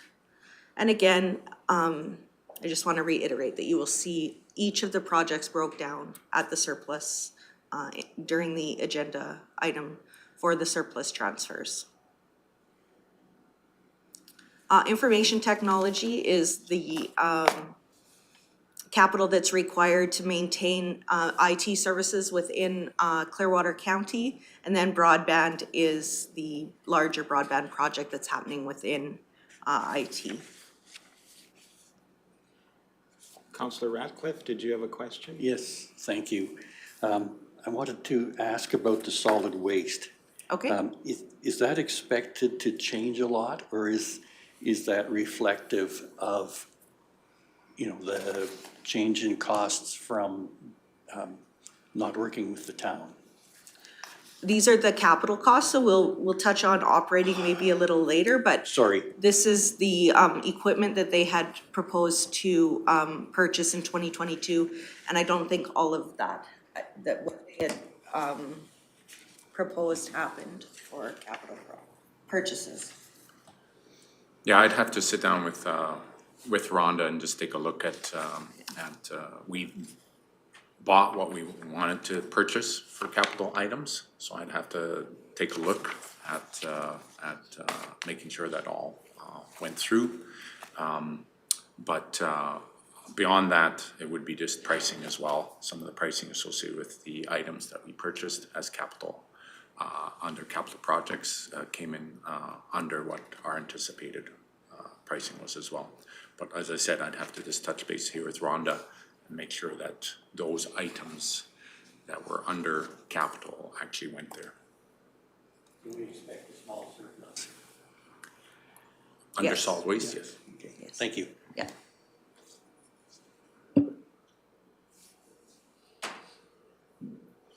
Mr. Hagan. Thank you, Reeve. In addition to that, I'd just like to point out for council's information, as we'll talk a little further in the next agenda item, with the dissolution of the former Regional Waste Authority, those assets are being either purchased by the former partner municipalities in that authority or being sold and the proceeds divvied up accordingly. So any of the assets that Clearwater County has identified as wanting to purchase out of the former partnership, I don't believe the entries have been made yet to capitalize those within our books. So again, as Ms. Serhan has touched on, that will be one of the year-end entries that we'll see, and I would expect this number is going to change by the time you see the financial statements. Thank you. So ag and community services, the veg management line is the equipment required for the veg management within that department. Community services includes, and I need to, this is another one of the things I have to do in my year-end processes. It looks like part of the Nord-Ag Trail was put into a capital account, and likely that needs to get moved to an operating account. It wasn't a project that we had identified as being, as much being done on that in 2021 as was done because the province came up with extra money in about March of 2021. So I just have to have a look at that and see if that meets the capitalization guidelines. That asset won't belong to Clearwater County in the end, so my initial thought is that will need to get moved to operating. Planning and development, there is the museum work that's happening at the Discovery Center in Nord-Ag. I'm not sure, I do believe some of the costs were spent in 2021, so I need to check and make sure that those are going to the appropriate place. Fire rescue services, I wanted to touch on this a little bit. So here you're seeing the budget at 743 and spending 2 million. The budget there is only the additional budget that was asked for in 2022. And in your third quarter, it did have the carry forward budget. So the total budget for the fire equipment, including carry forward from 2020, is $2.5 million. So they are under budget on that item there. And the peace officer program, similar to the fire rescue services, they budget $25,000 annually for things like scales or miscellaneous equipment that they can't put into their operating because it doesn't meet the operating guidelines. So some of those, the equipment, if they're over $5,000, need to be capitalized, and they keep a small budget there for $25,000 annually, and they haven't accessed that in 2021. So is there any other questions on capital? Councillor Melhoff. Thank you, Reeve. I'm just curious how often, because I know fire also has a 25,000 and peace officer program. This, you may not be able to answer, but how often is that actually utilized? How long has that 25,000 been allocated? And then how often is actually? I would say fire access part of that every year. CPOs, I don't know. I don't know that one off the top of my head. And I would say fire doesn't utilize the whole 25,000 typically, but that doesn't mean that it doesn't happen some years. Can I have a follow-up? Yes, please. Thank you. Sorry to have to go back to corporate services. No, I just had it noted somewhere else in my book. Yeah, that's With fine. regards to broadband, I know we were told that there was still, like, the program ended up getting a lot further along than what was expected because of really good weather, et cetera. Is that seen in this particular line, or are we still waiting for some of those bills to come back? I can touch base with the IT department, but I think most of the invoices have been paid and are within this $9.1 million number, but there could be a few outstanding. Typically, we see one or two, especially with projects that go into December. The service companies don't always get their invoices to us by the end of January, so So we may be seeing we a could surplus see. there as well. Yeah, we could be seeing a surplus and, but I don't know that they completed all of their phases. Maybe I'll let CAO Hagan identify. Go that ahead, for me. Mr. Hagan. Thank you, Reeve Wahid. Yeah, I think Ms. Curran is correct. To my knowledge, most of those invoices have been received and incorporated in here. One thing I would like finance to check on with IT is if the inventory transfers have been recorded for primarily the fiber and the conduit, and has that been charged to the project? So we'll be fine tuning and reviewing those projects to make sure that every applicable cost is recognized in the appropriate fiscal year. Thank you. Any further questions for staff? Okay, the next page is the revenues for operations.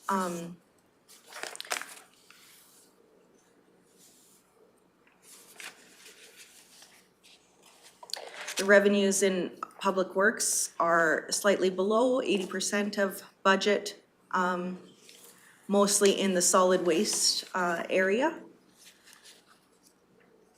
Everywhere else is pretty close to budget or a little over. Corporate services. The revenues there are identified are the tax revenues, and you can see that they're a little over budget. Within the tax revenues, there's an allowance budgeted for uncollectible, and that happens within our year-end work, so there hasn't been an allowance booked yet for any uncollectible in 2021, so that number could decrease due to that allowance being booked. Assessment and GIS are where we would expect. GIS is a little above. Ag and Community Services, again, that's that grant from the province for the rail trail. Some of it will be identified within 2021 for any work that we got done. And then the balance will go into deferred revenue to be used at a future time.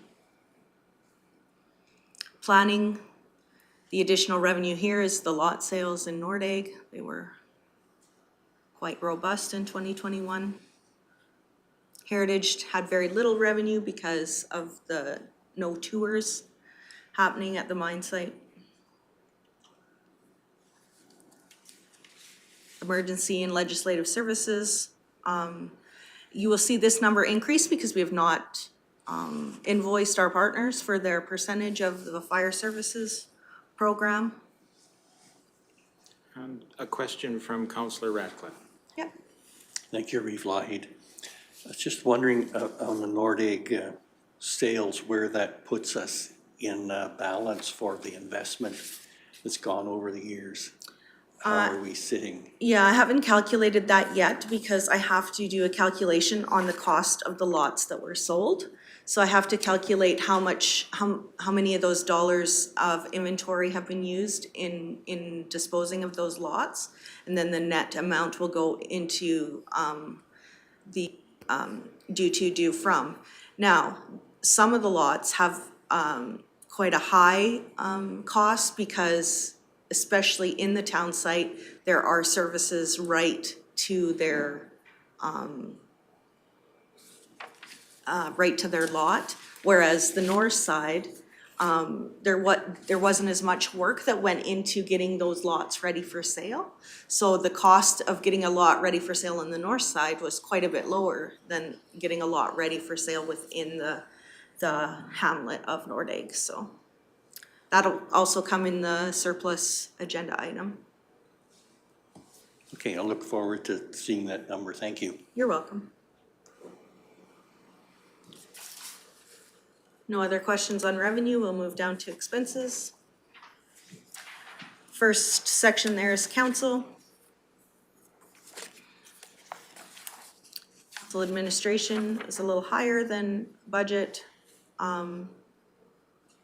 I think we have a couple of year-end entries there, some vacation accrual that needs to happen maybe. Oh no, that would be in office of the CEO. I'm not sure, I'll look into that one, I'm not sure why that one's over. The division items are where we would see, tend to see them or a little under. Everyone has all their expenses submitted for 2021, right?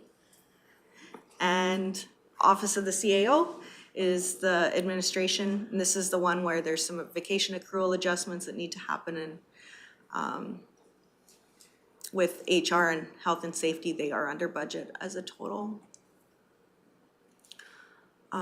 Public Works operations at 72%. Facilities is under budget, as is solid waste, and that's contributing to the surplus in that department.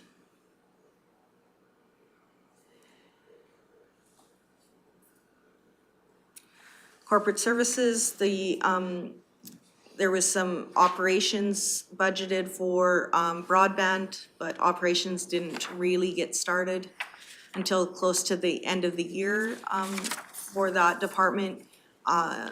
Even though we aren't providing any services in that area yet, there are some operating costs due to the POPs that are going in, and there's some utilities that are being paid that are operational, so there are some small costs happening in that area. However, those will increase in 2022 due to the having that program provide services. And a question from Councillor Swanson. In regards to the communications line, I know you're not getting there, and I've just noticed that there's a variance. Would that be because there was a gap between our contracted service and our employee coming back? Was there a gap there? Could that be identified there? It could be. I'll have a look at that also. That could be why the council, I know communications budgets some in council administration and some in corporate services communication. So I would say that the variance, surplus variance in one will offset the over expenditure in the other, would be my guess. Yeah. Ag and community services. Again, the land care was identified as being, they had some grants that they weren't aware that they would be receiving, and they've passed those on to some of the residents through programming. So their revenues are over budget, but also their expenses. Community services is over budget due to the payment to the Wild Rose School Division. Planning and development. I think planning had some costs identified for some additional planning services that weren't accessed in 2021. I'll be spending some time talking to Jose and making sure that if some of that work is slated to be done in 2022, that we move some of that surplus over. And the importance of doing that is so that the tax base is not taxed twice for a service that was budgeted in 1 year and spent in the second year. You don't want, if you've identified an expenditure in 1 year, you carry forward those surplus dollars into the next year so that service can still be provided, but you don't want it identified in the next year as needing to be, additional revenue needing to come in to cover those, taxes. So that's the importance of carrying forward, dollars from one year into the next, identifying what project or service that, requires those dollars. Any additional surplus, as I'll talk about more, will, say, as Kurt said, he got some, good pricing on something and there is an actual surplus in a department or in a line item, then those will be identified and, council will have the opportunity to, decide how they want those funds earmarked. So they can go into one of the, restricted surplus accounts that have already been identified, or they can create, any number of new ones. And emergency and ledge services,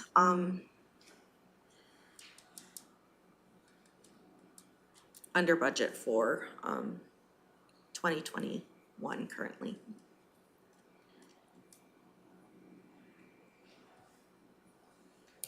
So you'll see the net operations, having a $14 million surplus, and again, that there are many year-end entries that need to be done, and this is just where it's at currently for December 31st. Again, we'll be bringing back updated numbers for you before financial statements are completed so that you can do the surplus, restricted surplus transfers. Any questions? Councillor Miller? Councillor Melhoff. Thank you, Reeve. Are you able to touch on what is putting just fire specifically over budget, the 129 in operating? There was more response than what was, not just motor vehicle response, but medical response. So our paid on calls, are paid by the number of times that they are, called out, and that's hard to anticipate over the year, but. Perfect, thank you. Yeah. Okay, any further questions? Further questions? My comment, it's always great to see expenditures low and revenues Yeah. high. It gives me a certain level of comfort as we work forward. Yeah. Again, looking for a motion to accept the financial report for information. It won't be this high in April, just so you know. Councillor Melhoff. I am happy to make that motion. I'm always very pleased at how knowledgeable our staff is as well, so thank you. You're welcome. Okay, any further discussion on the motion? Seeing none, I call the question. All those in favor? And that is carried. Thank you very much. Now I'm looking to staff a bit. I know we have a delegation waiting in the wings. Would it be appropriate to move on to, I believe it would be 7.2 at this time, to utilize those people's time as effectively as possible? Okay, so in that case, we'll move on to item 7.2, and that is Public Works Operations, and it's the Solid Waste Master Plan as presented by Tetra Tech. And I would invite those gentlemen to join us. And as they do, I will ask council for a round of introductions again as well. So I'll have just give you a little heads up that will be how we proceed.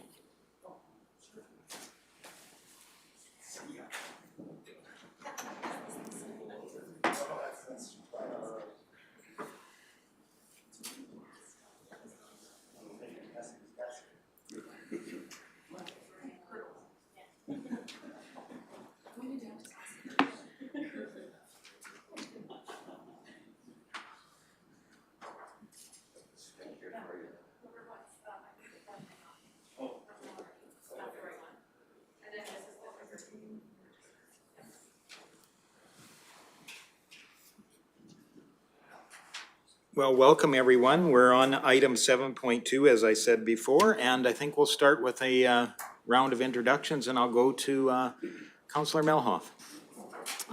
Thank you. Jenny, welcome this afternoon, or this morning, sorry. Jenny Melhoff, Counselor for Division 1. Hello, Sydney Graham, Counselor for Division 2. Good morning, Jordan Northcott, Division 4 Counselor and Deputy Reeve. Good morning, Daryl Lougheed, Counselor for Division 3 and Reeve. Welcome. Neil Ratcliffe, Councillor for Division 5. Morning, Brian Cermak, Division 6. Good morning, Michelle Swanson, Councillor for Division 7. Rhonda Serhan, Manager of Financial Services. Kurt Magnus, Director of Public Works Operations. Good morning, Murray Hagan, Director of Corporate Services and Interim CAO. Reed Williams, Manager, Waste and Recycle Services, Clearwater County.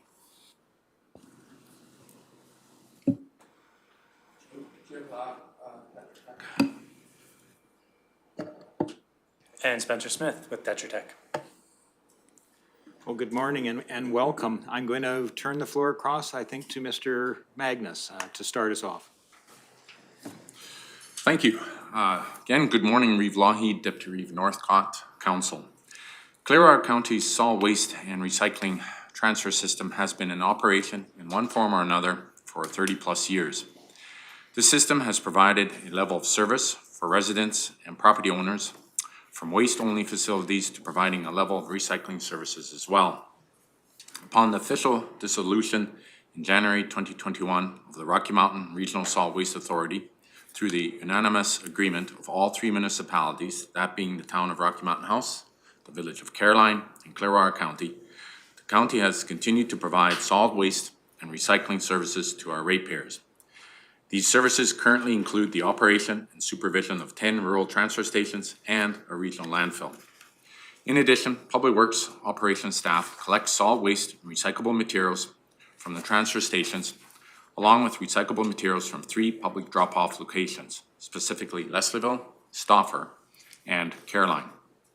Recycling collection also includes the pickup and the further consolidation of materials identified under the Alberta Recycling Management Association and the Regional Council of Alberta, or I should say, and the Recycle Council of Alberta. These organizations help to administer and direct the province of Alberta's recycle programs. The consolidated materials are then transported, usually by the approved recycle providers, to other downstream recycling facilities. Now that Clearwater County is solely responsible in the management of our rural transfer stations and the regional landfill, this has allowed the county the opportunity, through the direction of council, to research, assess, and evaluate, and henceforth develop a solid waste and recycling management plan, which will outline a plan to optimize Clearwater County's existing solid waste and recycling network.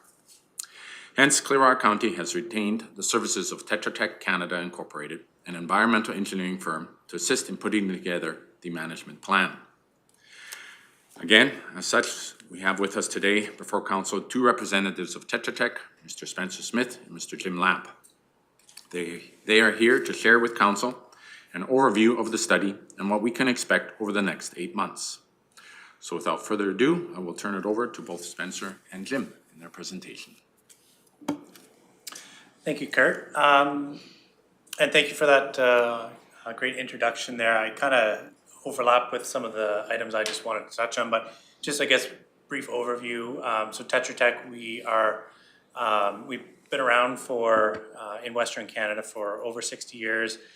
Solid waste is one of our main targets that we do. It's we have a dedicated group of about 60 employees across the country, including at least 30 or so, approximately 30 in Western Canada, many stationed here in Alberta within Edmonton and Calgary.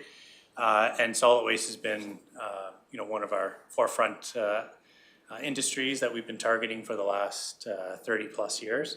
Done numerous types of similar solid waste management types of projects, solid waste management plans. And so when the county came to request us to look into this, obviously we're more than happy to do that. So from my point of view, I've been with the company for a dozen years or so, and I'm a civil engineer by trade. And then Jim, you want to introduce yourself again? Yeah,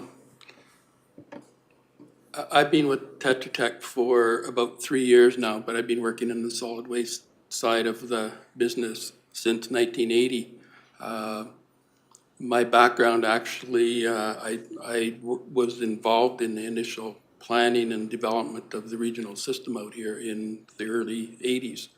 So probably about 1984, 85, I spent a lot of time in Rocky Mountain House. So I'm familiar with that part of the history of the system up until about 1995. And then I went on to other things with different organizations. So at that time, I was with Alberta Environment. So that's kind of my background. And I've done a lot of these types of studies over the years. So try to use some of that experience and some of that past knowledge and history of the system out here. And so, yeah, as Kurt kind of touched on, I mean, it's a known fact that the infrastructure surrounding within the county was all developed in the 80s. So really one of the main purposes, taking a look at the system as a whole with that aging infrastructure and how we can best optimize that. And so that is, there's a kind of couple different phases of how we're going to go about that. But that was the main driver of putting together the solid waste management plan to see what current system looks like, what the current level of service, what the cost, the financials are associated with that, and then how that can be optimized. Obviously better, match this level of service with that, with the economics behind it. So maybe I'll pass it over to you, Jim. You can kind of go through some of these phases. Yeah, there's the second part here, Spencer.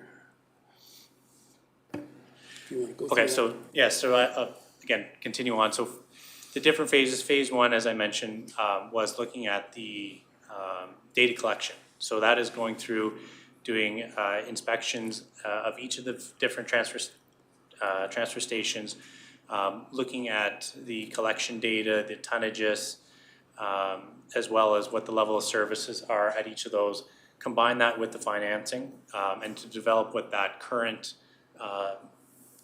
model looks like as of today and how it's been operating for the last number of years.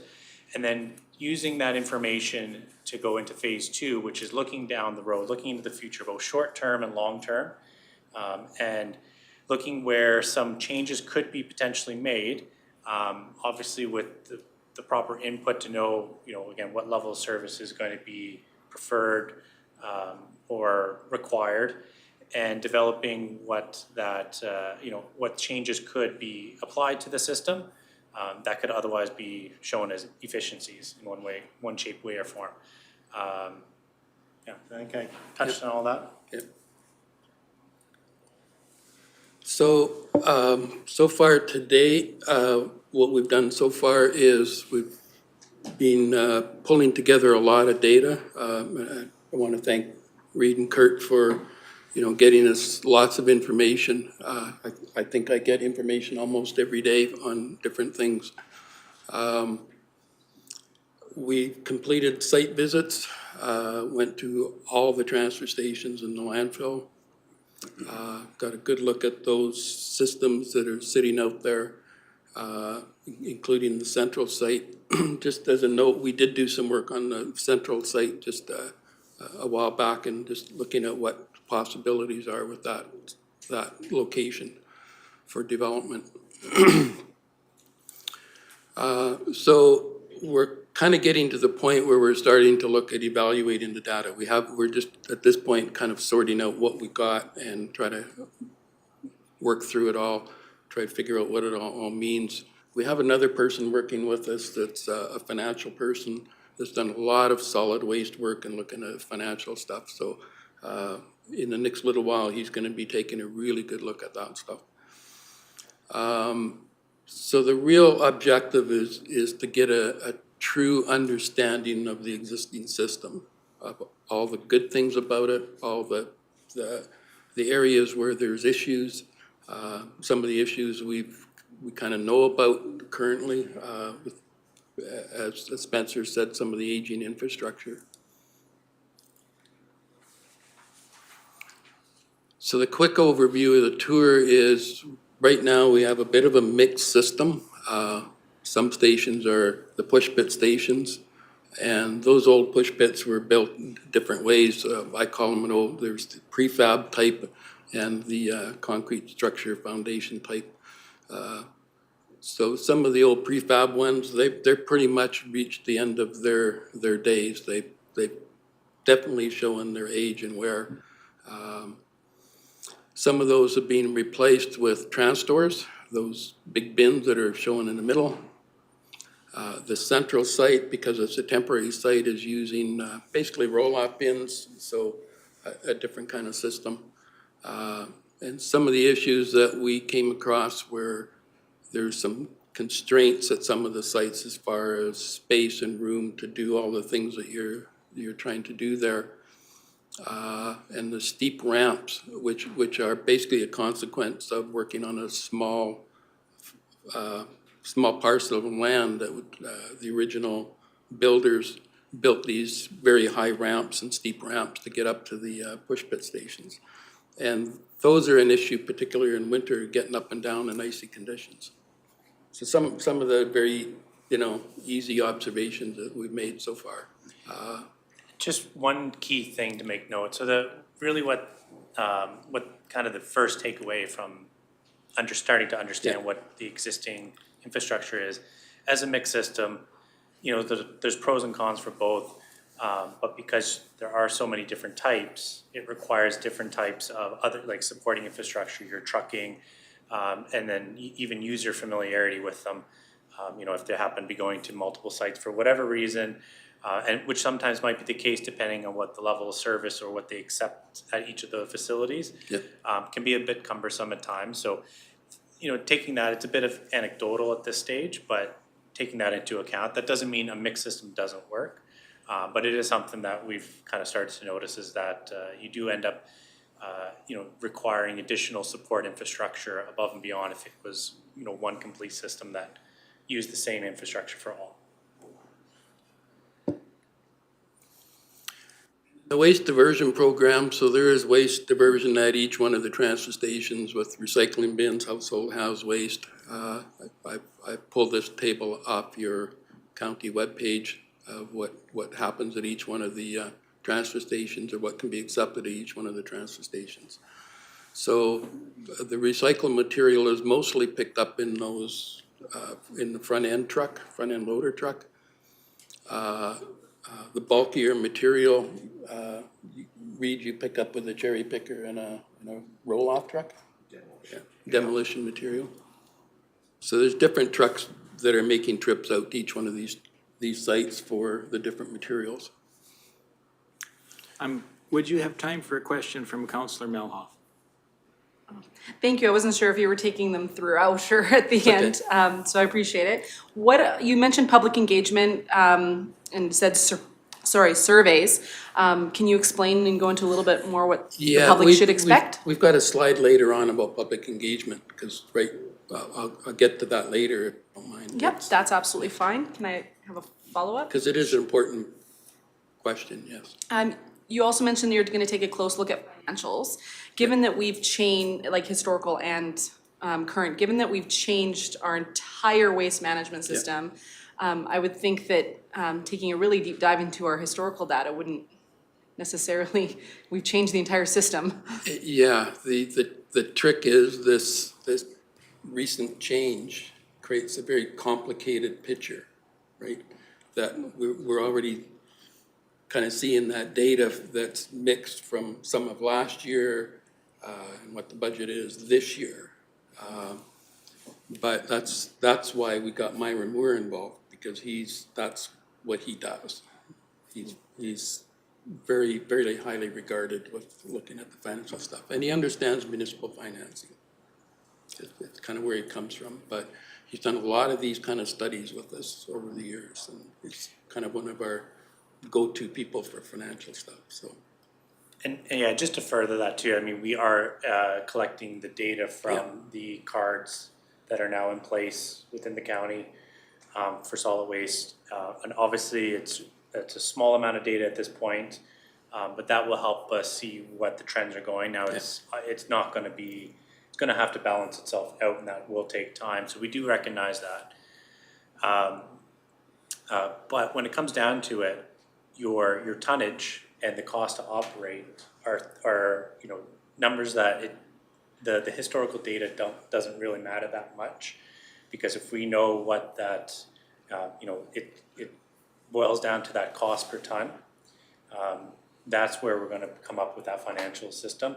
It may need some tweaking as things change, and maybe some tonnage comes in and out of, say, the town of Rocky Mountain House versus what might be coming in since the the separation of that agreement.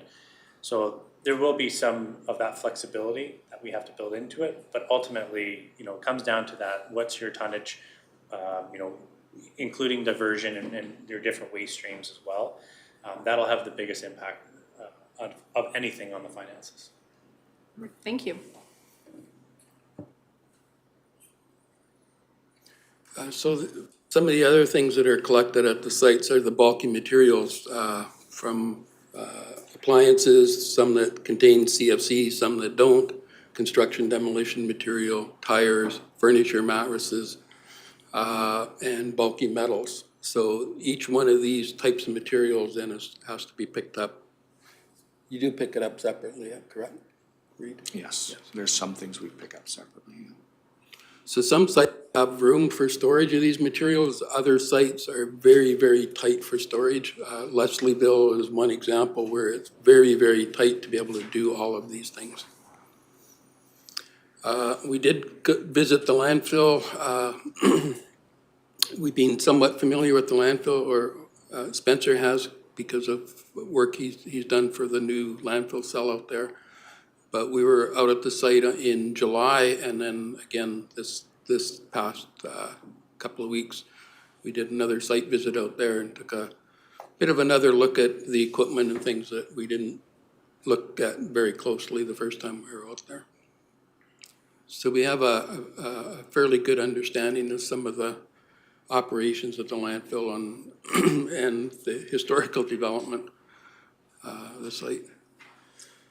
One of the things that if you go back to the 1985 or so, the original planning that was done for the transfer stations was based on looking at a 15-kilometer service area around waste facilities or the transfer stations.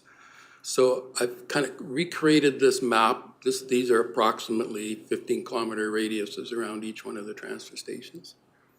And that was the very typical planning method in 1985. Still used today. This gives you a bit of a picture of the location of the stations and what kind of service areas, and there's some on there you can see a fair amount of overlap, and other places where there's large gaps, mostly because there's little population in that middle part of the county. But there is likely to be some residents outside those areas. A very, very quick look at this from some data we were sent the other day is that it looks like about 80%, at least 80% of the population is within 15 kilometers of a transfer station. Or I should say about 80% of the residences is within 15 kilometers of a facility.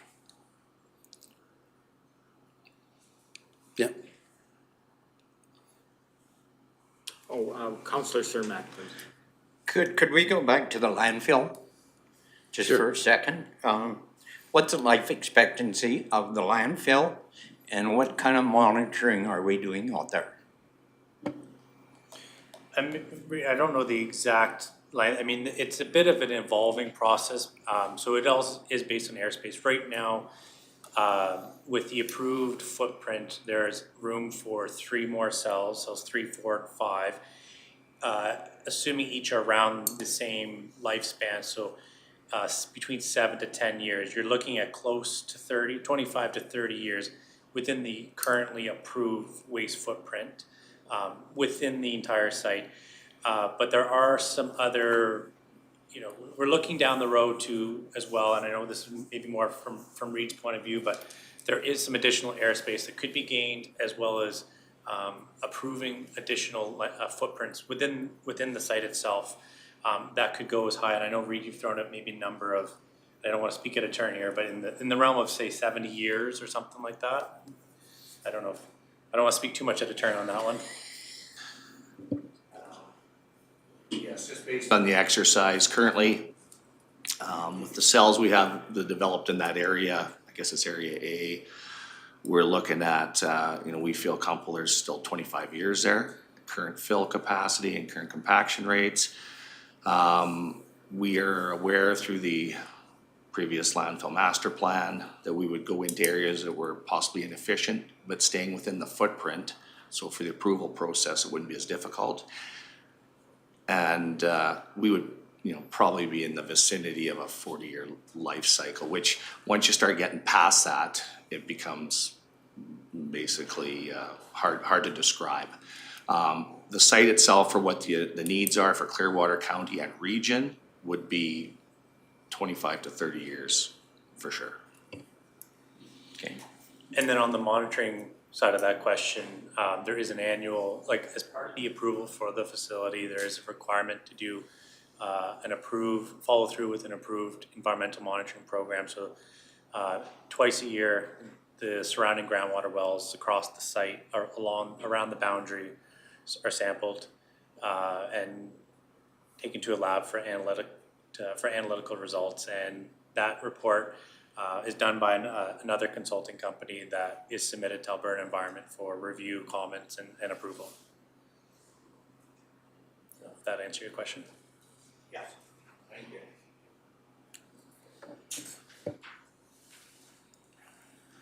So some of the things that we'll be looking at as we get further into the study, I've just quickly thrown out these brainstorm kind of questions, and these are not questions that we need to answer today, but things that we need to kind of look at as we get into the study, particularly when we start working in the second phase of the study, is questions about what's acceptable as a travel distance for a residence. Are they willing to go 10 kilometers, 15 kilometers, 20 kilometers?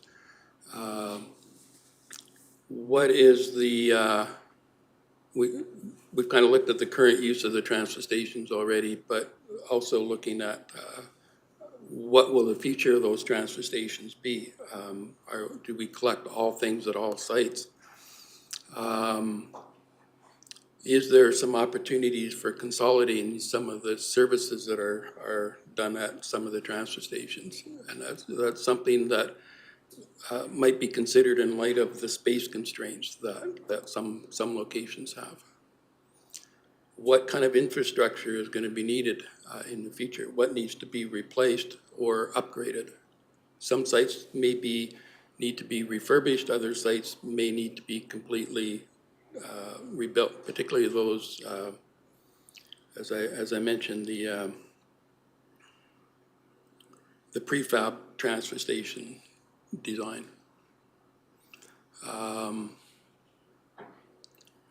How does the landfill fit into the overall system in future? Not only from an operation point, but also the financial side has to be part of that discussion. How will the long-term care of the landfill? There is a requirement in regulations now that the owner of the landfill is responsible to monitor and do post-closure care for at least 25 years after the site is closed.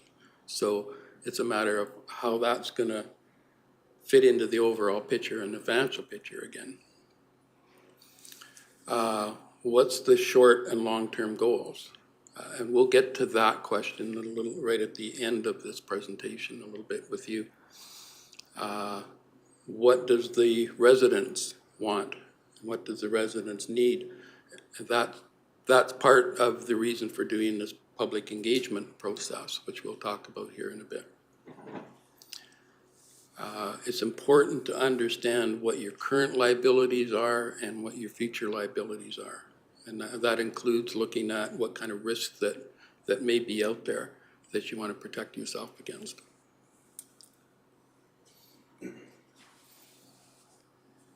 So public engagement, this is what I'm hoping to get a little bit of feedback from yourselves about who we should be reaching out to.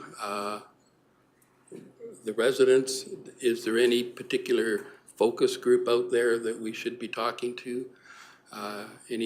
Anybody out there that's kind of an influential person in the county that we should have some conversations with? Is there any businesses in particular we might want to talk to? We know we need to talk to the county staff and their operations. We did have some discussions when we were out on the site tour with some of the staff at the sites. And then the question is, and we, in our proposal, we held off doing any in-person meetings or open houses or anything like that. And that was because of the COVID restrictions that were in place at the time. So one of the things we did not budget for doing in-person meetings with the public. So we were looking at things like phone surveys, mail-out surveys, any online, possibly doing virtual meetings through a Zoom call or something like that. So the question to you is, who out there do you think that we should be having these discussions with? If there's anybody in particular, or any group in particular. And Councillor Melhoff, your light is on. Thank you, Reeve. I think that our staff, the IAP2, that's what it's called, right? IP2? The IAP2. I think that they do a great job of the public participation. They might be really great resource to ask because they know the things that at this point have worked the best to reach out to as many of our residents as possible. Yeah. I know myself personally, I'd really love to have us reach out to as many, like everybody is impacted by garbage. Every person. Yes. So it'd be great to reach out to as many as we can, but not make it so cost prohibitive that it is costing so much to do it, because I think that's important as well. But I really feel that our staff can help with that piece of it with their IAP2 experience. Yeah. And I'd just like to clarify too, right now the intent would be to have online surveys. Yeah. We would advertise those both through the county's website as well as through two of the local newspapers, and as well as do mail out questionnaires. And so that would go out to every resident. So those are some of the steps we take to try to reach out to all the residents. But yeah, if there was this IAP2, sounds like a good resource as well to reach out. Since COVID restrictions seem to be lessening, I would love to see, even if we as the county, not necessarily you guys, do some type of a in-person open house. I find that those are often better, more receptive than even a mail-out survey you get. Yeah. Or at least that's been my experience. Mail-out survey, if you get 10% back, you're doing really well. Exactly, whereas you can get a lot more one-on-one conversations and really get a well-rounded idea. Even if there's only 10 people that show up, those 10 people have the ability to give you a whole lot more information than a mail-out survey. So those are my thoughts. Yeah, we did some public consultation over in Lacombe a couple of years ago, and it's before COVID, so we attended some farmers markets and things like that. Had a little table set up, and we got most of our responses that way. And we did some online survey that was fed through the town's website rather than through our own. So that would be something we'd want to talk to your group about. So it's the best way to do that. And Councillor Graham. Thank you, Reeve Lougheed. In regards to who to talk to, I don't really have any ideas on that.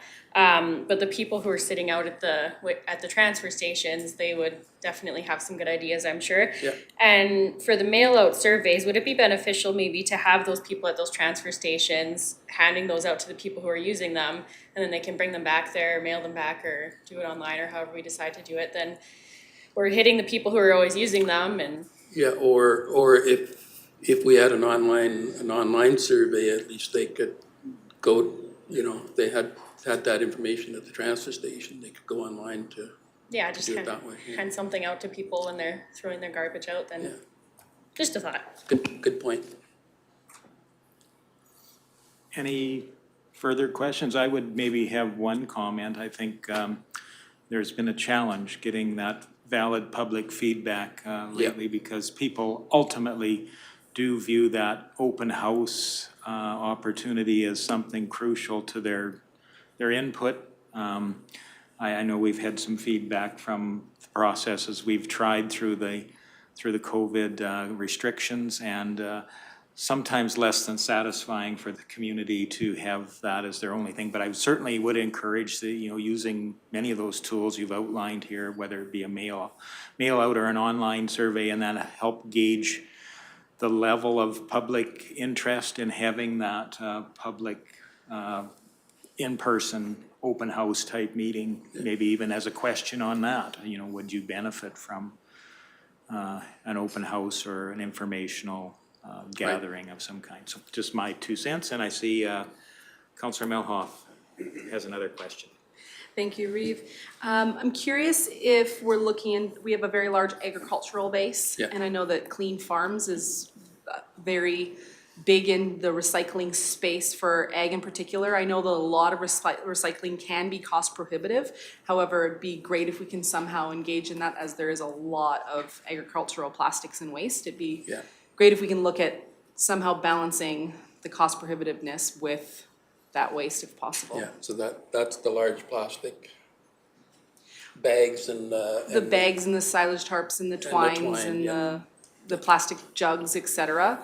I know that we had budgeted for some plastic jug containment at our sites, but perhaps we may need to reevaluate how that is put out based on your guys' study. Yeah. Thanks. And Councillor Swanson. Typically, how long do you do your public engagement, and what is your process? I can't remember what our schedule was offhand. Yeah, we would typically leave it open, either the online or the mail out, and they would be like post-dated or self-posted return envelopes, so easy, try to make it as easy as possible to get them back. I think we left that open for 30 days before we would then start to collect and tabulate all of the responses in that data. Is there anything that you would like to ask the residents in the survey, that's particular issues or concerns that you might be aware of, or things that you as a council might be interested in hearing back? Anything in particular? I guess for me, I would like to see what level of interest there is in the public on an extended recycling program, as well as that, as perhaps even extending that into organic waste as we look into our small urban type, our hamlets essentially, and see if there's some, some desire to explore what that might mean for people that are so inclined. Councillor Ratcliffe, and then I'll go to Councillor Melhoff. Thank you, Reeve Lougheed. I'd like to see some questions around convenient locations that might be different. I think that we need to get feedback from as many people as possible. I think that Councillor Graham's suggestion of having them handed out at the transfer sites are more likely to get a response than something that you get in the mail, that they're personally handed out. So that's my comments. Thank you. And Councillor Melhoff. Well, thank you, Reeve. It'd be interesting to see what the public thinks about our hours, like, and how those are currently set up. I mean, I know we can't have them open 24 hours a day, that's very cost prohibitive. But what their thoughts are surrounding it, so we can get an idea of that. And I'm going to go to Ms. Serhan and then to Councillor Swanson. Any maybe hint or of increased service? There should be some sort of disclaimer that costs would increase for those services in the survey. And like, I guess just identifying that they would like more services would be great, but that they would understand that the costs would increase because of that. And Councillor Swanson. Mr. Rand actually took a little bit of my question, and that was going to be, can we, I know when you get your financial guy and you analyze what is existing, it would be neat to identify what those costs have been in the past for those particular services, and that the possibility of adding these extra services, this is the cost, and are we willing to make concessions, or are we willing to pay more money? Those are good questions. Some of those topics we've kind of bounced around internally ourselves. We've started kind of drafting up some questions, but we haven't got too far with that. How the questions are framed when you're doing an online questionnaire or mail out is extremely important, how you phrase the questions. If you leave them open-ended, you're just going to get confused with the answers. So it's very important that we take our time and get these right. So once we have the questions, we'll be sending them out to Kurt and Reed to have a look at before we do send them out. So. And I'm going to go to Councillor Grain and then Councillor Melhoff. Thank you, Reeve Wahid. With doing the survey as well, I just want to, in my opinion, it's really important to have the staff educated on the purpose. So when they come and they hear about this online survey, or if they are handing them out, so that they can explain, and it's not just, well, I don't know, someone told me to hand this out, just so all those levels, and it's not as wasted, I guess, if that makes sense. Yep, thank you. And Councillor Melhoff. Thank you. With you stating that the surveys are often confusing, it just really solidifies my thoughts that we really need to do some in-person consultations if time and cost isn't prohibitive. Thank you. Didn't include it was an option at the time, so. And I'll go across to Director Magnus. Yeah, just further to Councillor Graham's comment, yes, and we do this with all of our frontline personnel in keeping them in the loop.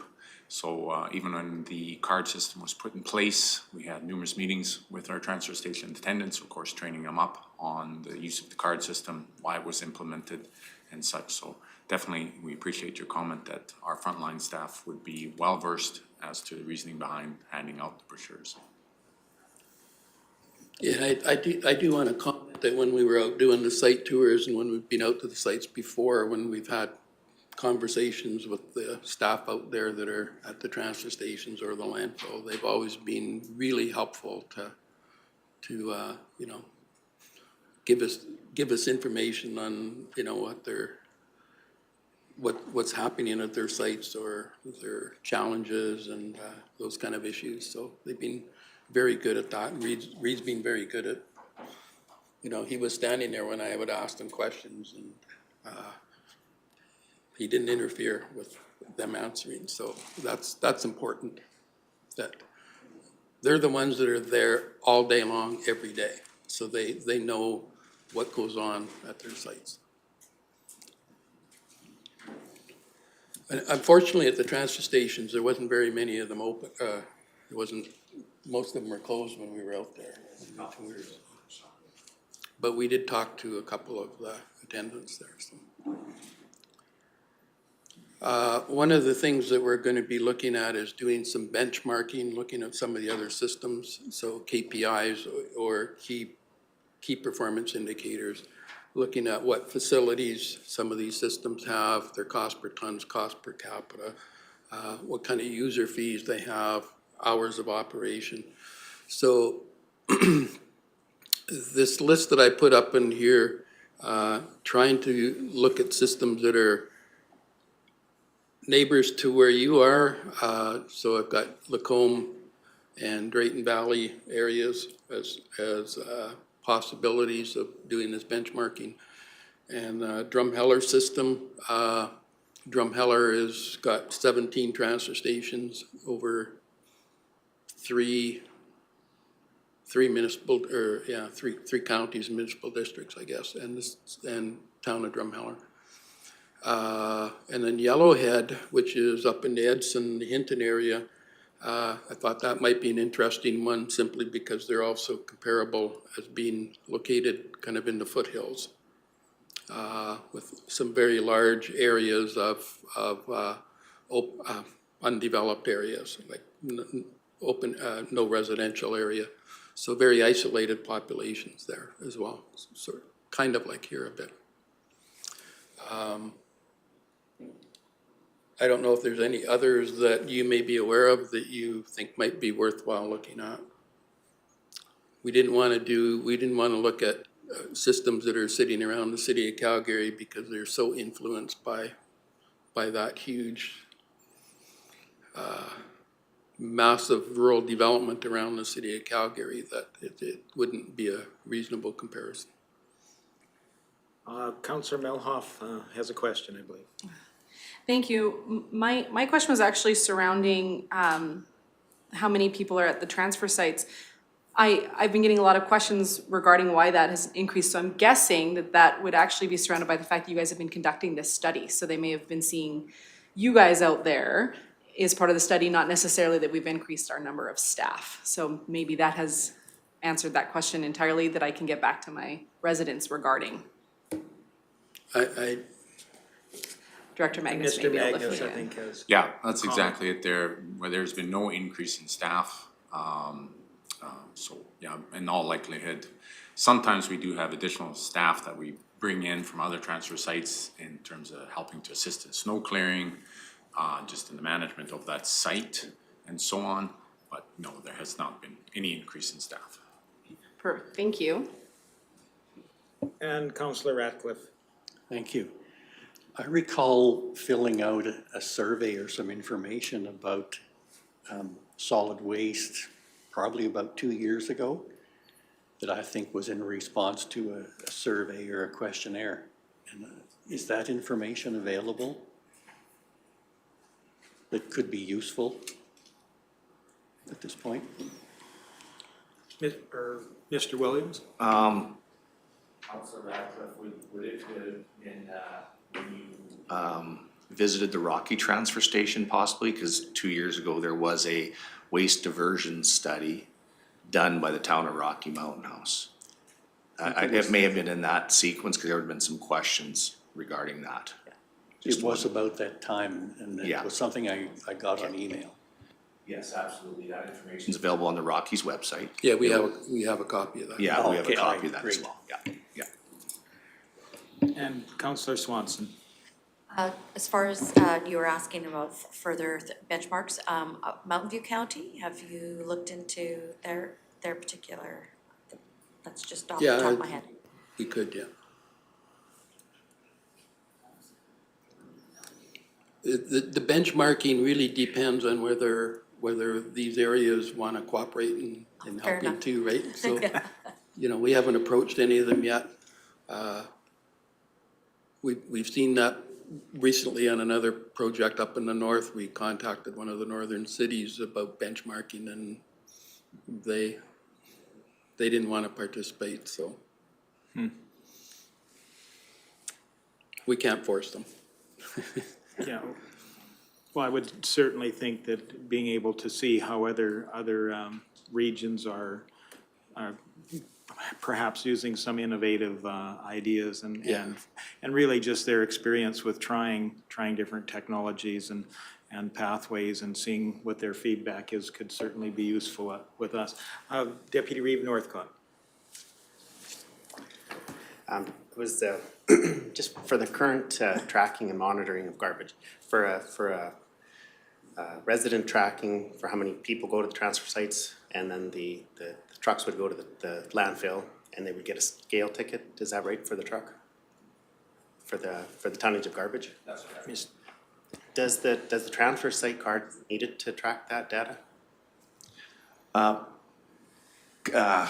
Deputy Reeve Northcott, the idea right now of the card system was introduced when there was some preliminary discussions with the town of Rocky, and there was some breakaway discussions that a card system would kind of define certain areas of where, you know, we could track usage.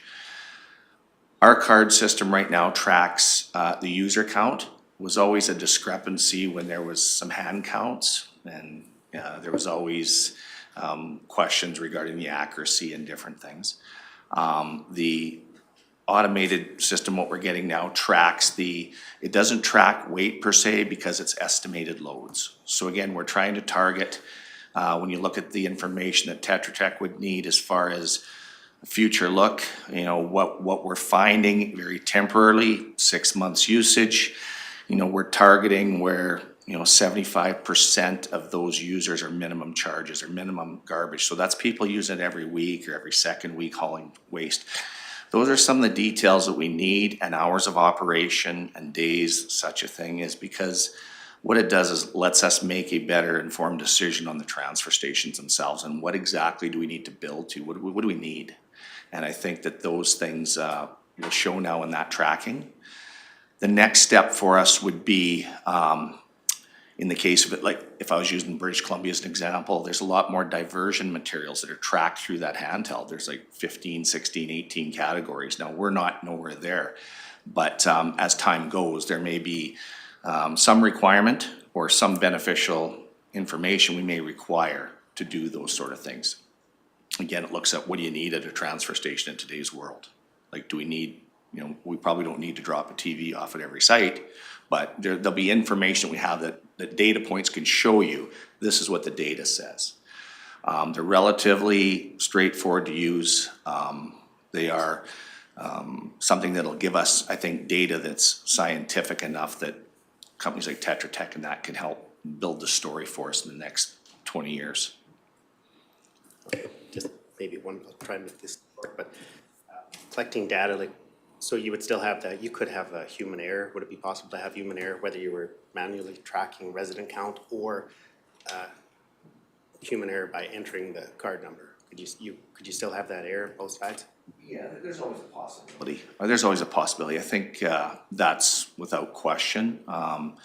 Again, what it does is at least gives us some, there should be data points as we go in different things where we can discern, you know, what was, you know, inputted, what's not, what different stations look like, you know. So again, it is a tool for really developing a plan, really a long-term plan. Thank you. And Councillor Graham. Thank you, Reeve Wahid.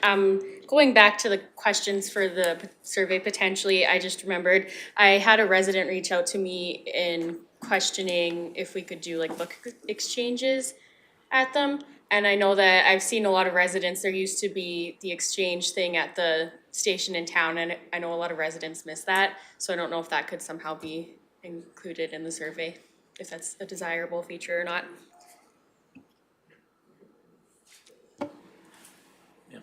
And Director Magnus, your light's been on for a bit. Sure. Just further to Deputy Reeve Northcott's question in regards to the human error. So currently the card system we have in place is self-automated. Yes, they do have to manually enter the numbers associated with it, but part of our agreement with the organization that supplies us with the software in the usage of these cards is implementing the QR code. And we anticipate seeing that in the near future here this year yet, whereby, as you notice, each of your cards has the QR code on it. So that'll be very simple. They just show that, and they just, of course, show the QR code, and that eliminates that error as well.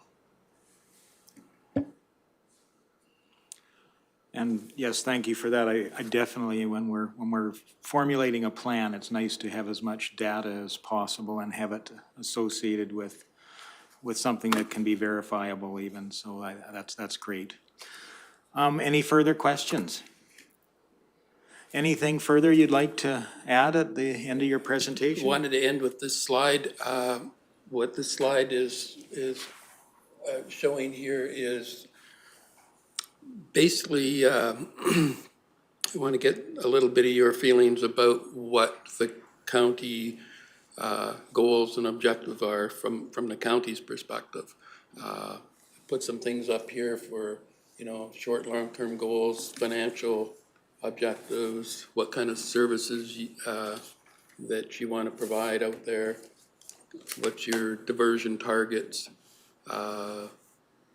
any goals with the operation of the system itself, and then environmental regulatory, that's kind of regulated. So I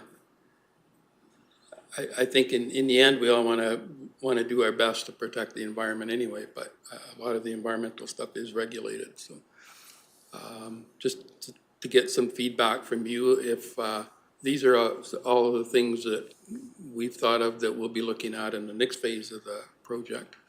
But if this kind of fits into what you are thinking as a council, if there's anything else, and if there's any one of those topics that is near and dear to your heart of importance.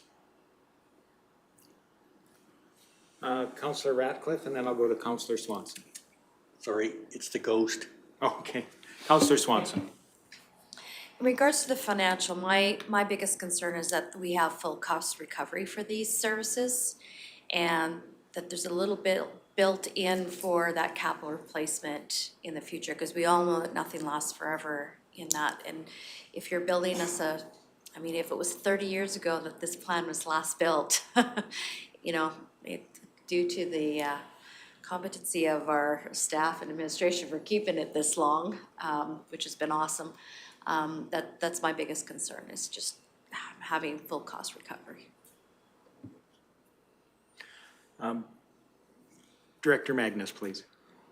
Thank you, Councillor Swanson. That's an excellent point. As Council may well be aware of, for those of you that are new on Council, it was directed, the previous Council directed that we achieve full cost recovery at the landfill. So that's the direction we're currently moving towards. And both Reid and I will be putting forward the bylaw associated with solid waste and recycling and the fees associated with it, particularly as it pertains to not only our transfer stations, but also the landfill.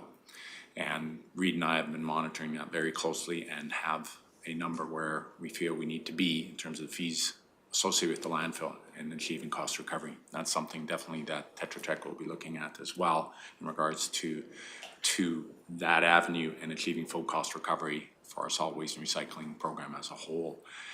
I had another thought, but now I've lost it. Oh yes, thank you for bearing with me. Now, in regards to this last slide here, I know Jim had put forward in terms of some further thought that each of you take home with you. Doesn't necessarily need to be right now in regards to, I guess, the overall big question being what level of service would you like to see in regards to solid waste and recycling? And these are some of the key points that you could put into your mind here and think about. And with that, again, don't necessarily have to, unless you have some instant ideas in regards to where you want to see that level of service be, by all means, please share that with us. But that can be simply sent as an email as well to Councillor Hagan and, or I should say, interim CAO Hagan, and he can forward it to both Reid and I, and then we'll forward it to Tetra Tech as well. Yep.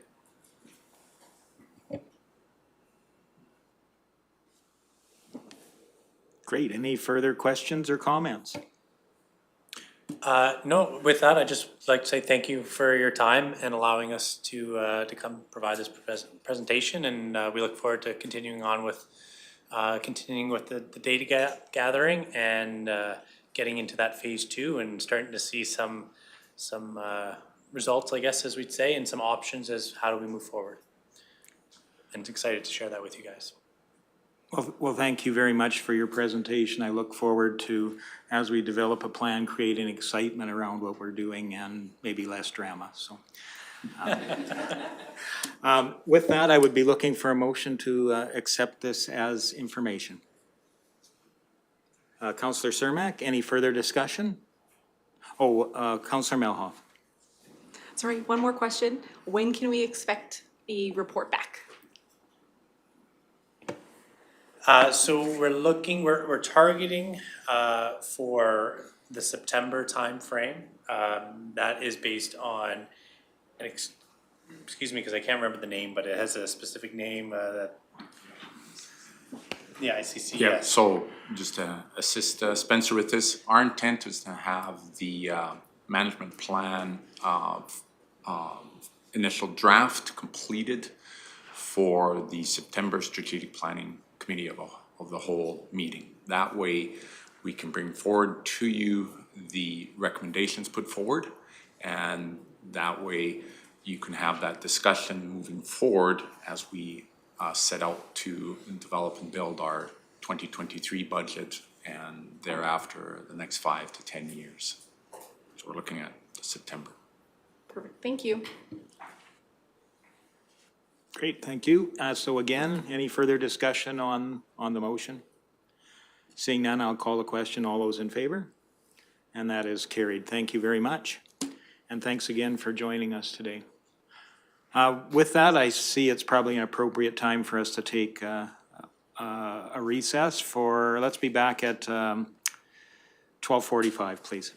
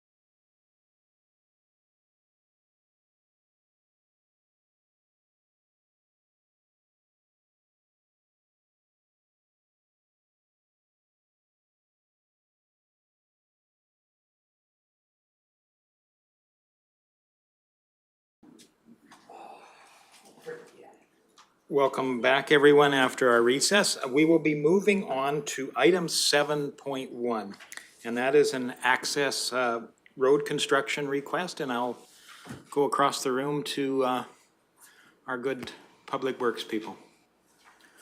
Yes, good afternoon, Reeve Lawheed, council members. So this is new for the newer members of council, as well as, I believe there's only ever been one application in with the last term with Reeve Lawheed and Councillor Swanson. So just a little bit of a background. The access road policy has been in effect as long as I've been here, 2009, and well before that. We used to get a lot of these access road requests. Historically, I'm gonna say possibly about 2 to 3 a year. We used to budget approximately $150,000 per year to actually support this program. In recent years, in the last 5, 6 years, it was very rare that we actually did get an access road application. So the problem that created was actually that we would budget that money annually, and then if the money wasn't used, then it would actually go into a surplus. So every year, the ratepayers of Clearwater County would pay for, in the event of, or the thought or hope of an application, and if that didn't come to fruition, then that money would be represented as the surplus at the end of the year. They'll be reallocated into the various restricted surplus. So I think it was about 2 years ago, the previous council opted to actually have that program not funded annually, but then actually just consider all these requests on a case-by-case basis.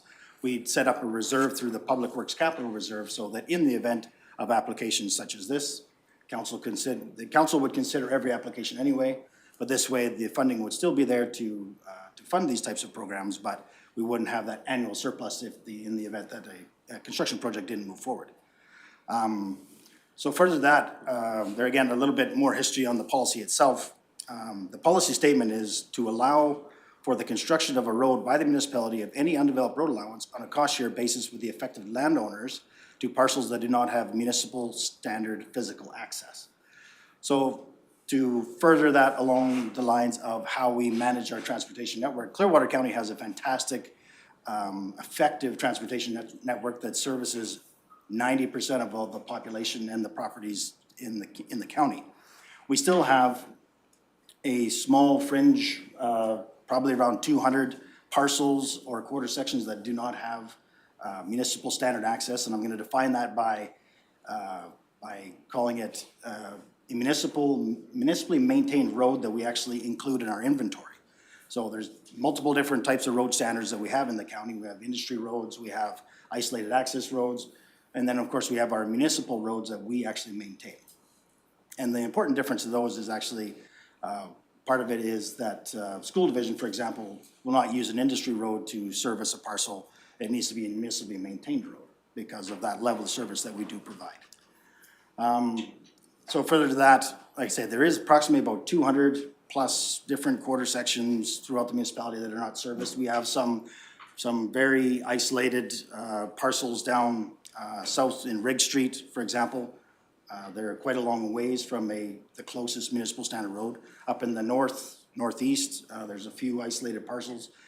And they're again kind of spread out throughout, typically down mostly in the southeastern portion of the county. There's quite a few parcels that aren't serviced. And it's safe to say most of the easy roads have been built.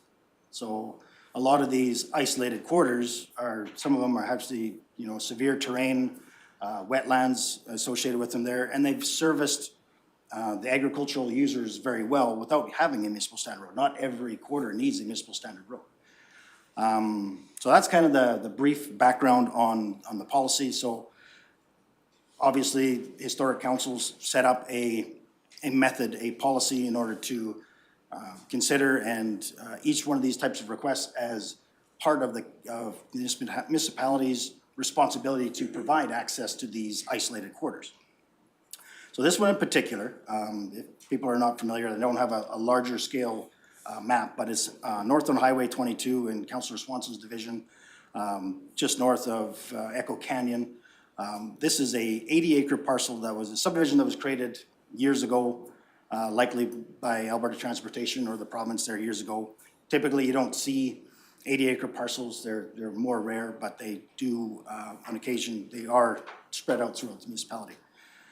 So with that, this 80 acres, because it's not serviced by a municipal standard road, it does qualify under the Access Roads program. So with that, and for the history lesson, Clearwater County has since received an application from Diane Hall, Kelly Hall, and Shane Myers on behalf of 2387409 Alberta Limited, and they are well on the way to be the registered owners of the west half of 5417 west of the 5th. Clearwater County has since received this request and inspected. This is a portion of Township Road 410 west of Range Road 7-4, and the portion of the road that would be cost shareable is approximately 425 meters long. Our construction staff have done the inspection, and the estimate is projected to be about $135,000. If council approves the described development, the county share would be $100,000 as per the access road policy, whereas the applicant's share would be the balance, the $35,000. So this is consistent with the current access roads policy, that the municipality will share up to 75% for the first 800 meters of road, but it's the closest access point into the parcel. Then I guess just a little bit more on the policy itself. It is dated. It is dated with how it's funded, as well as some of the terminology, and it does require to be upgraded to the newer policy procedure standards, because as the councilors may be aware, when you read through the policy, it kind of reads it more as a procedure than a policy. So we are looking to update that policy as well as create an administrative procedure to go along with that. That would be brought back to council's review at a future meeting. So with that, there's 2 staff recommendations. Recommendation number 1, that council approves the construction of Township Road 410 from Range Road 7-4 east approximately 425 meters to a municipal standard under the provisions of the Access Roads policy. And the recommendation number 2 is that council approves the reallocation of $100,000 from the Public Works Capital Restricted Surplus Fund to Public Works Infrastructure 2022 capital budget.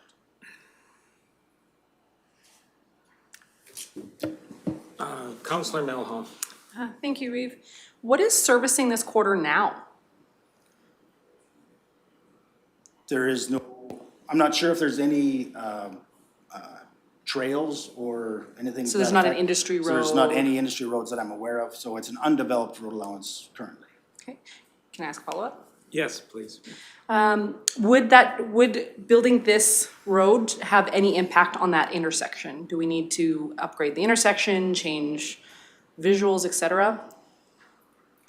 The answer would be no. Because of the type of development that we are aware of, is that it's not a commercial development that we're aware of. It's just a residential recreation portion. So the traffic volume was projected to be very low. So a typical type 1A intersection to the existing county road would be more than sufficient to facilitate that type of development. Thank you. And Councillor Ratcliffe. Thank you. Okay, I was assuming from the image that this was aggregate extraction, but it really is for residential use. As far as I know, there has been no application made for a commercial operation in there. So therefore, it does fall underneath in the category that it would fit. If it was a commercial development, those costs to develop that road, of course, would fall back onto the developer. But this is under the premise of just a access road to a residential or agricultural parcel. Okay, thank you. And I guess my question, this of course would be built to full county standard, this road would be. Councillor Swanson?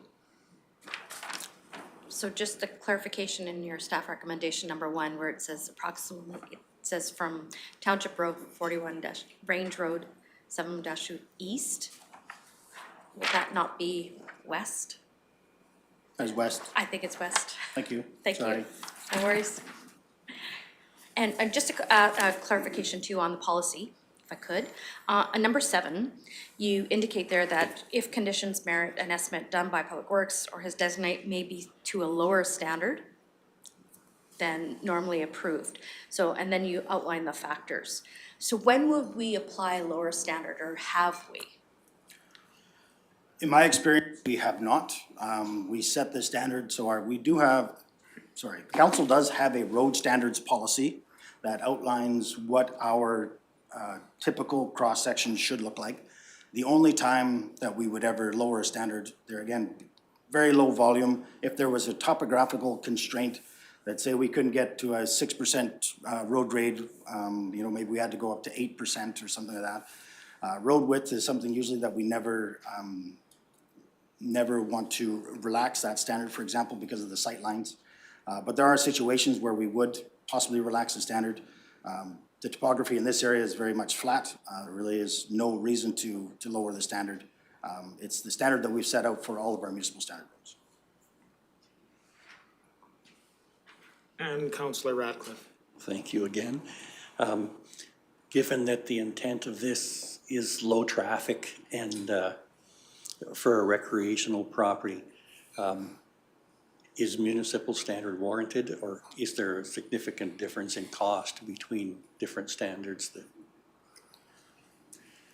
Why are we looking at municipal standard, I guess, for that use? The municipal standard really facilitates as well for snow storage, the meeting of traffic, to say school bus access. That is what this council set out as the standard for. If we're going to maintain a road, we're going to construct a road, we have to pick a standard that meets all, kind of hits all those highlights, all those points. I wouldn't recommend anything less than what our typical local road standard is, which is basically the lowest standard of our road standard arsenal, I guess, if that's a better way to put it. So we do have multiple different types of standards in our road standards policy, and this is basically the lowest standard that we would maintain.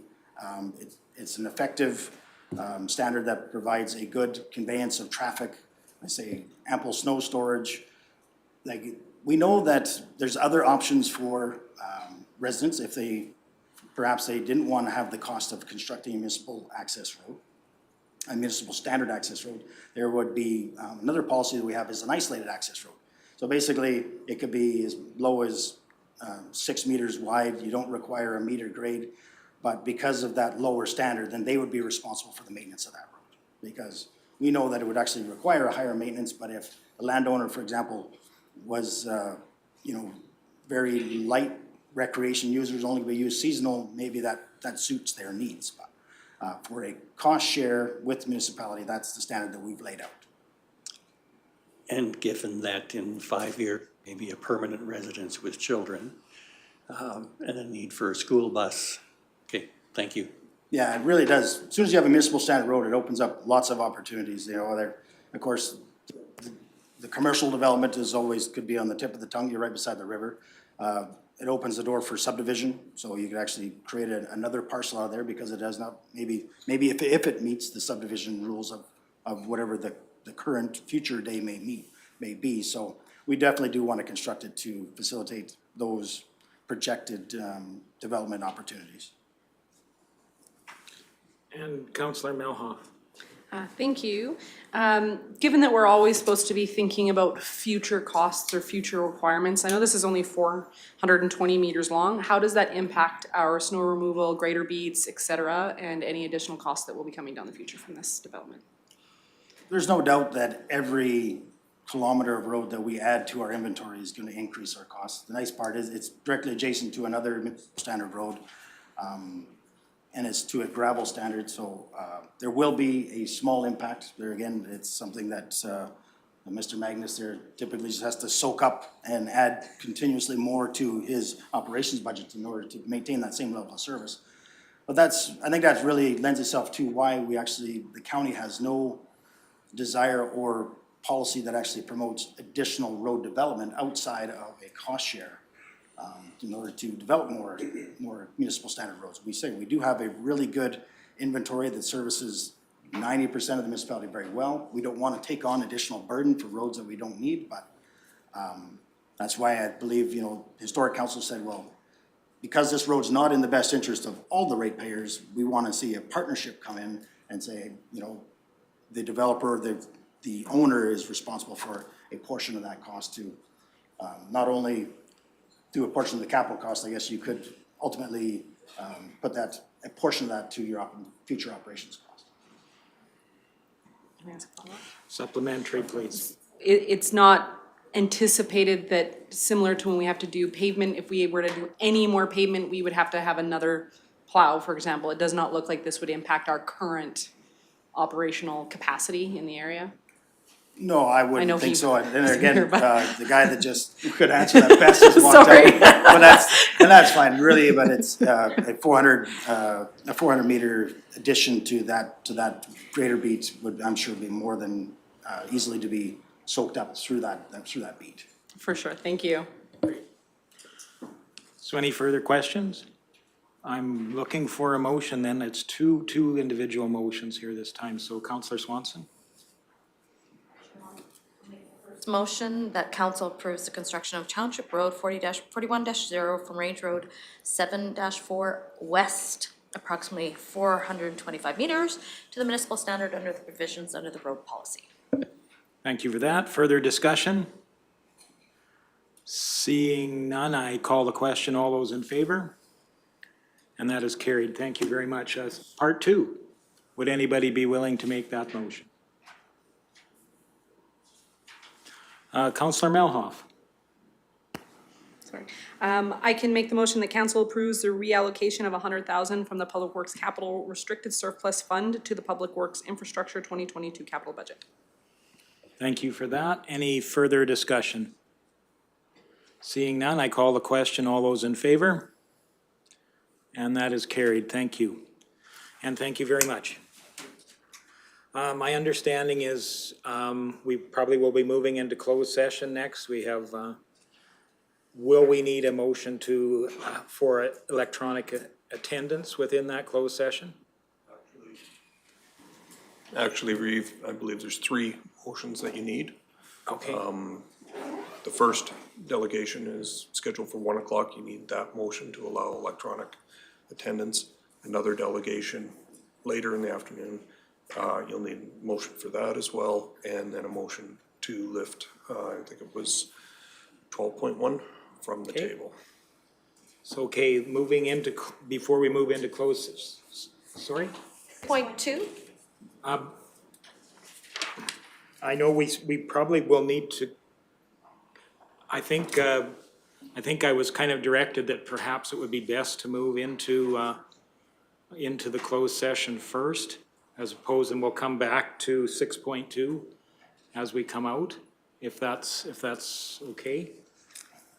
So again, looking for a motion to lift item 12, or item 11.1 from the table. Councillor Swanson, any further discussion? Mr. Hagan? Sorry, Reeve, just for clarification, I believe it was item 12.1 from a previous agenda item. Previous meeting. Okay, And it will be under 11.1 in this agenda. 11.1 of this session, it was 12.1 before, so. Okay, any further discussion around that? I call that motion then. All those in favor?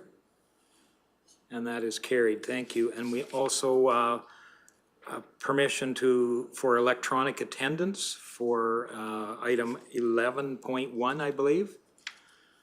Looking for a motion for that. Councillor Graham, any further discussion? Seeing none, I call the question. All those in favor? And that is carried. Thank you very much. And also permission for electronic attendance for item 11.3. Again, looking for that motion. Councillor Cermak, any further discussion? Seeing none, I call the question. All those in favor? And that is carried. So that brings us forward to item 11, which is closed session. So I would need a motion to go in closed session. Councillor Melhoff, any further discussion? Seeing none, I call the question. All those in favor? And that is carried. Thank you very much.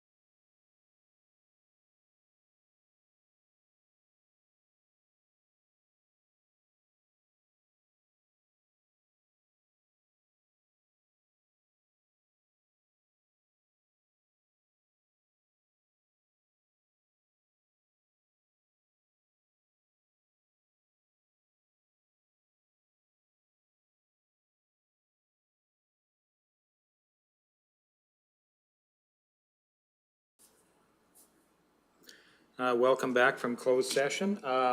We will have no motions coming out of closed session.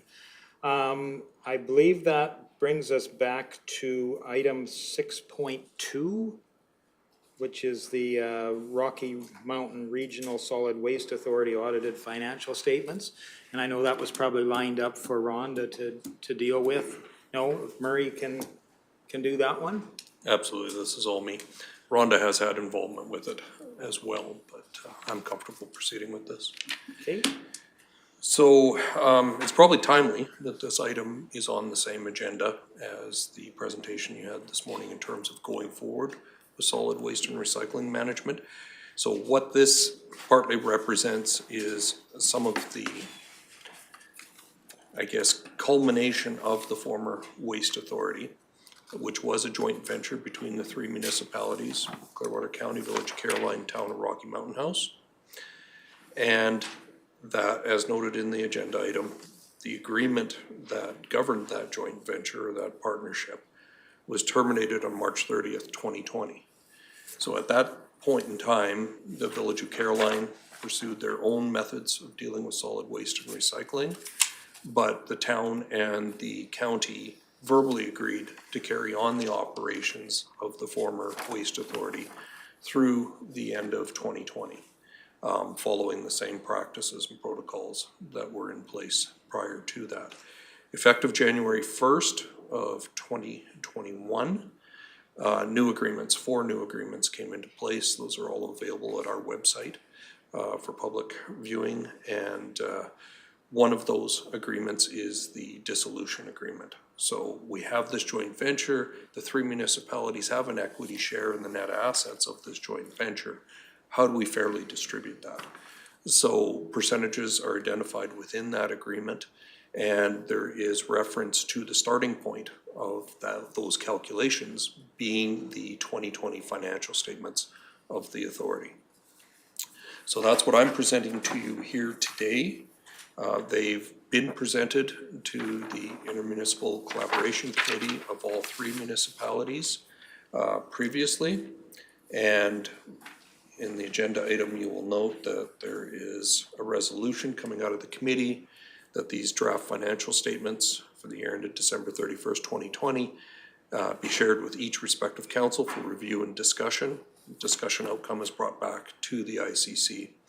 So following that presentation, and the auditor was present for that meeting as well, there were quite a few questions, particularly from the Village of Caroline, regarding one item in particular, which was the reported liability for the post-closure costs of the landfill. So those costs, if you've had a chance to look through these financial statements, that estimate increased quite significantly from 2019 to 2020. And the essential reason for that change is a change in estimate.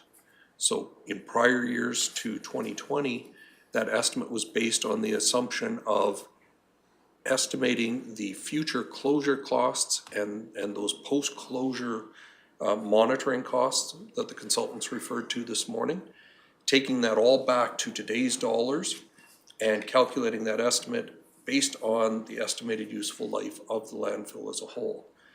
In 2020, the question was raised by the auditors, why are we treating the closed industrial cells the same as the rest of the landfill when they're in essence closed? We should be recognizing 100% of that portion of it, and then only the remaining capacity issue of the rest of the landfill.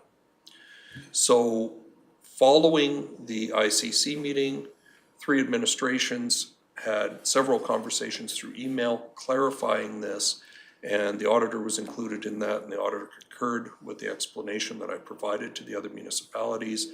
They were in agreement with the estimate, and in fact, Caroline Council approved the financial statements last week. Town of Rocky Mountain House is taking the draft financial statements to their next meeting. I believe it's March 1st. And so today I'm presenting these to you, Council of Clearwater County, looking for not only discussion on them, but also recommending approval on them. And then, once these are approved by all three bodies, they will become official and the auditor will sign off on their report. It's an unqualified report. And that now will form the basis, a solid basis for those dissolution calculations where we liquidate the assets. Some are going to the county, some are going to the town, some are going to the village, others will be taken to auction. Keep track of all of that. All of that ultimately will turn into cash, offset by each municipality's share of that closure, post-closure liability. And we'll resolve that and we'll issue checks. And that will bring this to conclusion. Any questions? Councillor Ratcliffe. Thank you. How much longer do you think it will take to complete the dissolution and settle everything? I optimistically hope that we would get it done by the end of 2022. A lot of the assets have been taken to auction. There's still some outstanding that there isn't a ready market for. So we're trying to explore opportunities for those. So other than that, just each municipality getting through its own year end and so forth is going to take some time away from this process. But I'm fairly confident we can get this resolved by the end of this year, especially since all municipalities are on the same page. Good for you for getting that. Councillor Melhoff. Thank you, Reeve. So if we are fully to dissolve, will we then have looked at the liability of the location in which we all used to reside in town and is now being utilized by the town, and removing our liability from the environmental aspect of that location? Is that a fair question at this, or do we need to look at it another time? No, it is a fair question, but it's not directly related to this. Because this is really going to affect the dissolution agreement. And recall I said there's 4 agreements. One of the other agreements is the solid waste services agreement between the town of Rocky Mountain House and Clearwater County. That specifically, in addition to defining the future relationship and how charges will be calculated for tipping fees at the landfill, which will be entirely operated by the county, owned and operated. The agreement also provides for basically environmental restoration of that former transfer site. Because the town decided to repurpose that into the eco center, we've had some discussion with them and agreed that we're going to proceed with a level 1 and 2 environmental assessment at this point, so that collectively both municipalities know what it would have cost to restore that facility at the time that the town made the decision to turn it into an eco center. And then we will draft an amendment to that agreement, because the agreement isn't valid now. We can't go in, we were supposed to take responsibility and go in there and clean everything up. Obviously, we can't do that. So that portion of the agreement isn't executable. We will be looking at an amendment to that agreement to say, here's how much money should trade hands back and forth. And we'd be bringing that contract back for council review as an amendment. But we need that environmental survey first, so we know what magnitude of dollars we're looking for. And then basically that would transfer any future liability to the town and would absolve Clearwater County of any future responsibility. Similarly, with the landfill, the reason that we put so much focus on this post-closure liability estimate calculation is because the county is going to assume all liability for that landfill going forward, with the exception of the closed industrial cells. Again, another agreement dealing with those specifically. There will be ongoing funding from all 3 municipalities to pay for the monitoring of those closed cells. But the balance of the landfill is going to be Clearwater County's responsibility. That's why it's so important that it comes into these calculations. So before we're issuing checks and saying, okay, everything's cleared up, Clearwater County effectively gets funding up front for the other 2 municipalities' portion of that liability up until the point that we dissolved.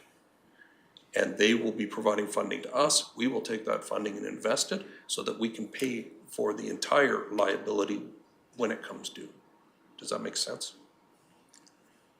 So just for clarification, the closed cells or for the closed cells, there is still a responsibility, the other municipalities, for costs associated with that, or just one specific cost of monitoring?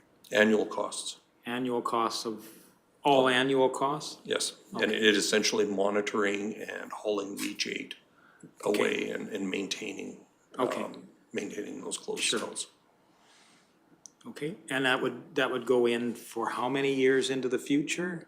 I I- forget how long that particular site is. It was many years into the future. Many years, I'd yes. have to look at the exact contract to be sure.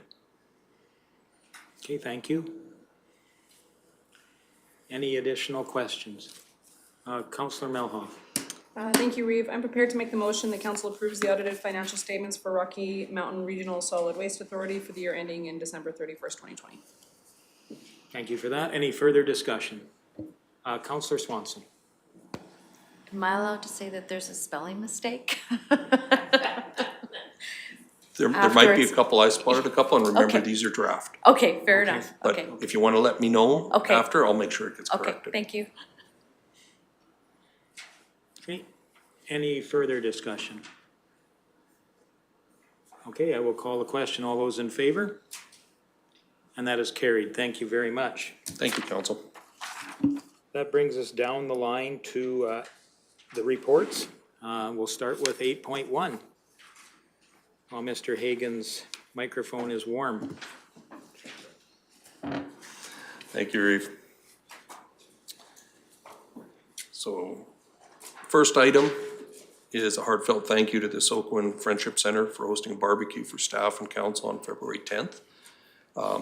I personally quite enjoyed that, and I thought that was a very nice gesture for them to offer to us. So, and thank you for the folks that showed up, staff and council. Second one, Alberta Community Crime Prevention Association's 2022 conference takes place May 9th to 11th at the Coast Canmore Hotel and Conference Center. And there's details there as to the theme, and if council would like to attend that, or any individual councillors that aren't on a related board or committee, then we would need authorization for that.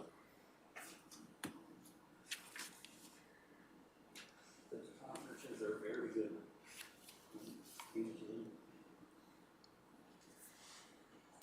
Okay, carrying on. Third item, Alberta Rural Connectivity Coalition is hosting an Alberta Rural Connectivity Forum, May 16th to 18th in Sylvan Lake. And the point of the forum and purpose of it is for gathering community leaders, technology providers, broadband digital inclusion advocates together and discussing policy, regulatory, technical barriers that exist to broadband deployment in Alberta, how to bridge them. And again, council authorization will be required to attend this. I have a question. Councillor Swanson. Sorry. Do we have an agenda for that particular conference yet? Not that I've seen. I've seen notice of it coming up, but I haven't seen the actual agenda. When we see it, we'll share it with council. Okay.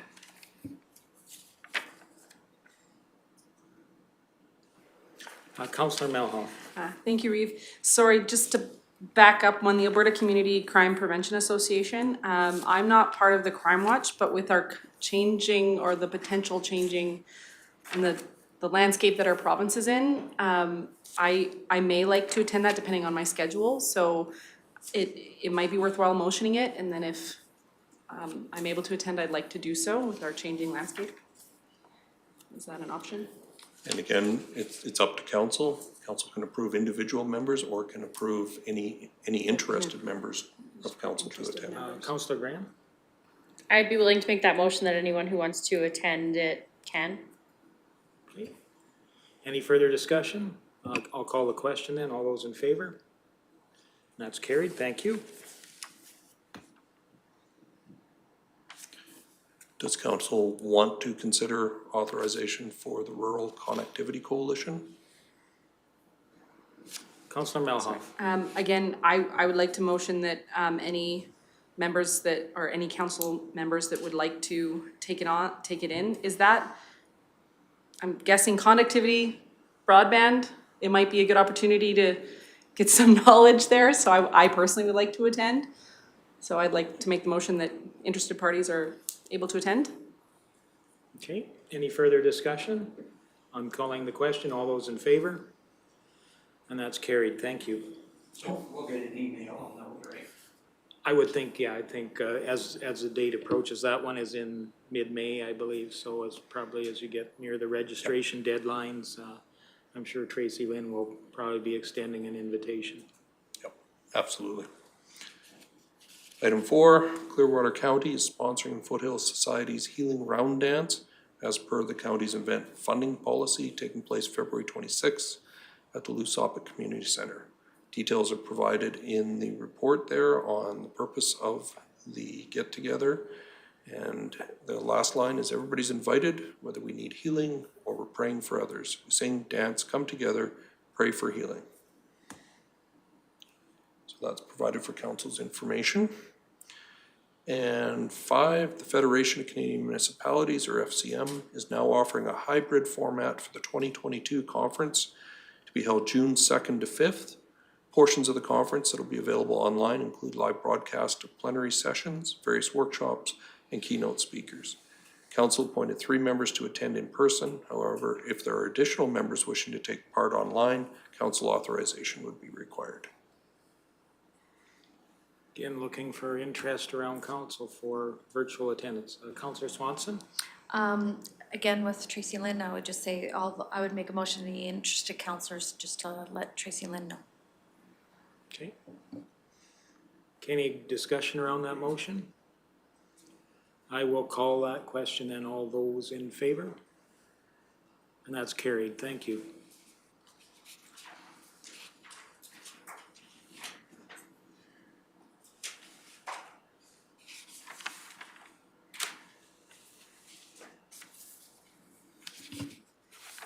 And so I think that brings us to the end of your list there, Murray, does it? And then I guess we go into councillor reports. So again, I will start at Division 1. Thank you, Reeve. Again, I sent out mine in advance for expedition of this. So I'm only going to point out one in particular, and that was February 17th. I was part of the seniors housing orientation with ASCHA, and I found it very, very informative, and particularly her saying $1 spent on seniors housing actually turns into $1.40 in GDP. So I thought that was very interesting. I think that we have some opportunities potentially to utilize their advocacy to potentially make our own seniors housing in projects, potentially the ones we're looking at in Caroline and the stuff we're already doing with Westview. So I would love to explore that particular organization further and find out if we can work with them on any, because they said they have options for grant funding for different programs. I know I have a list of ideas after watching their presentation, so I would love us to look into that a little bit further. And just for Municipal Planning Commission, sorry, that was the other one in there. I added in the bear sighting site to the email I sent out.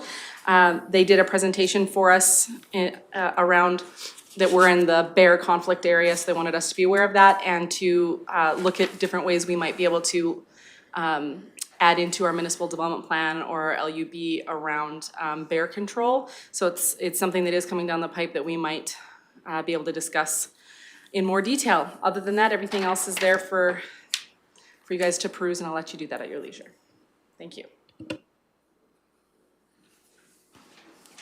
Any questions for Councillor Melhoff? Well, thank you very much. Councillor Graham. Thank you, Reeve Lougheed. Just a couple of things. I attended the RMRF Municipal Law Session online and the Brownlee Municipal Law Session online. Strat planning, I just wanted to touch on how fun that was and how it was nice that we all kind of had the same vision, and it was awesome, I thought.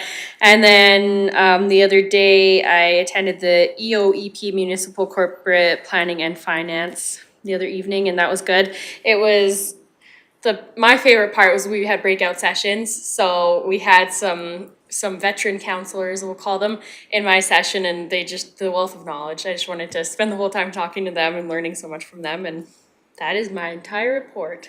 Great, thank you. Any questions for Councillor Graham? Well, thanks again. Deputy Reeve.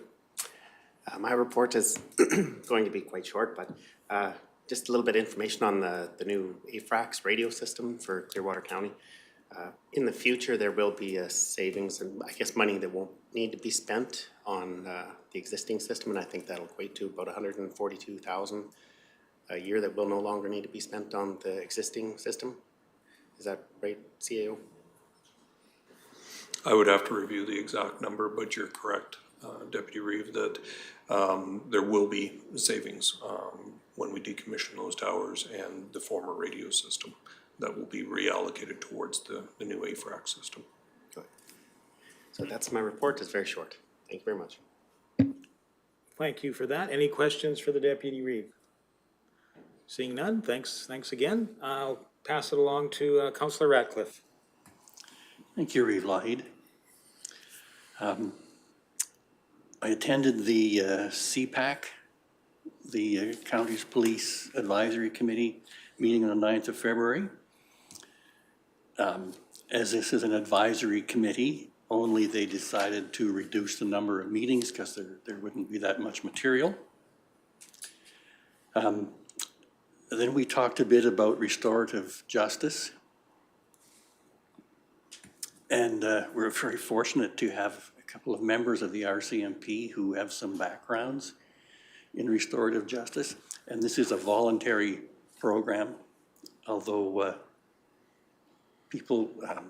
criminals may be persuaded to volunteer.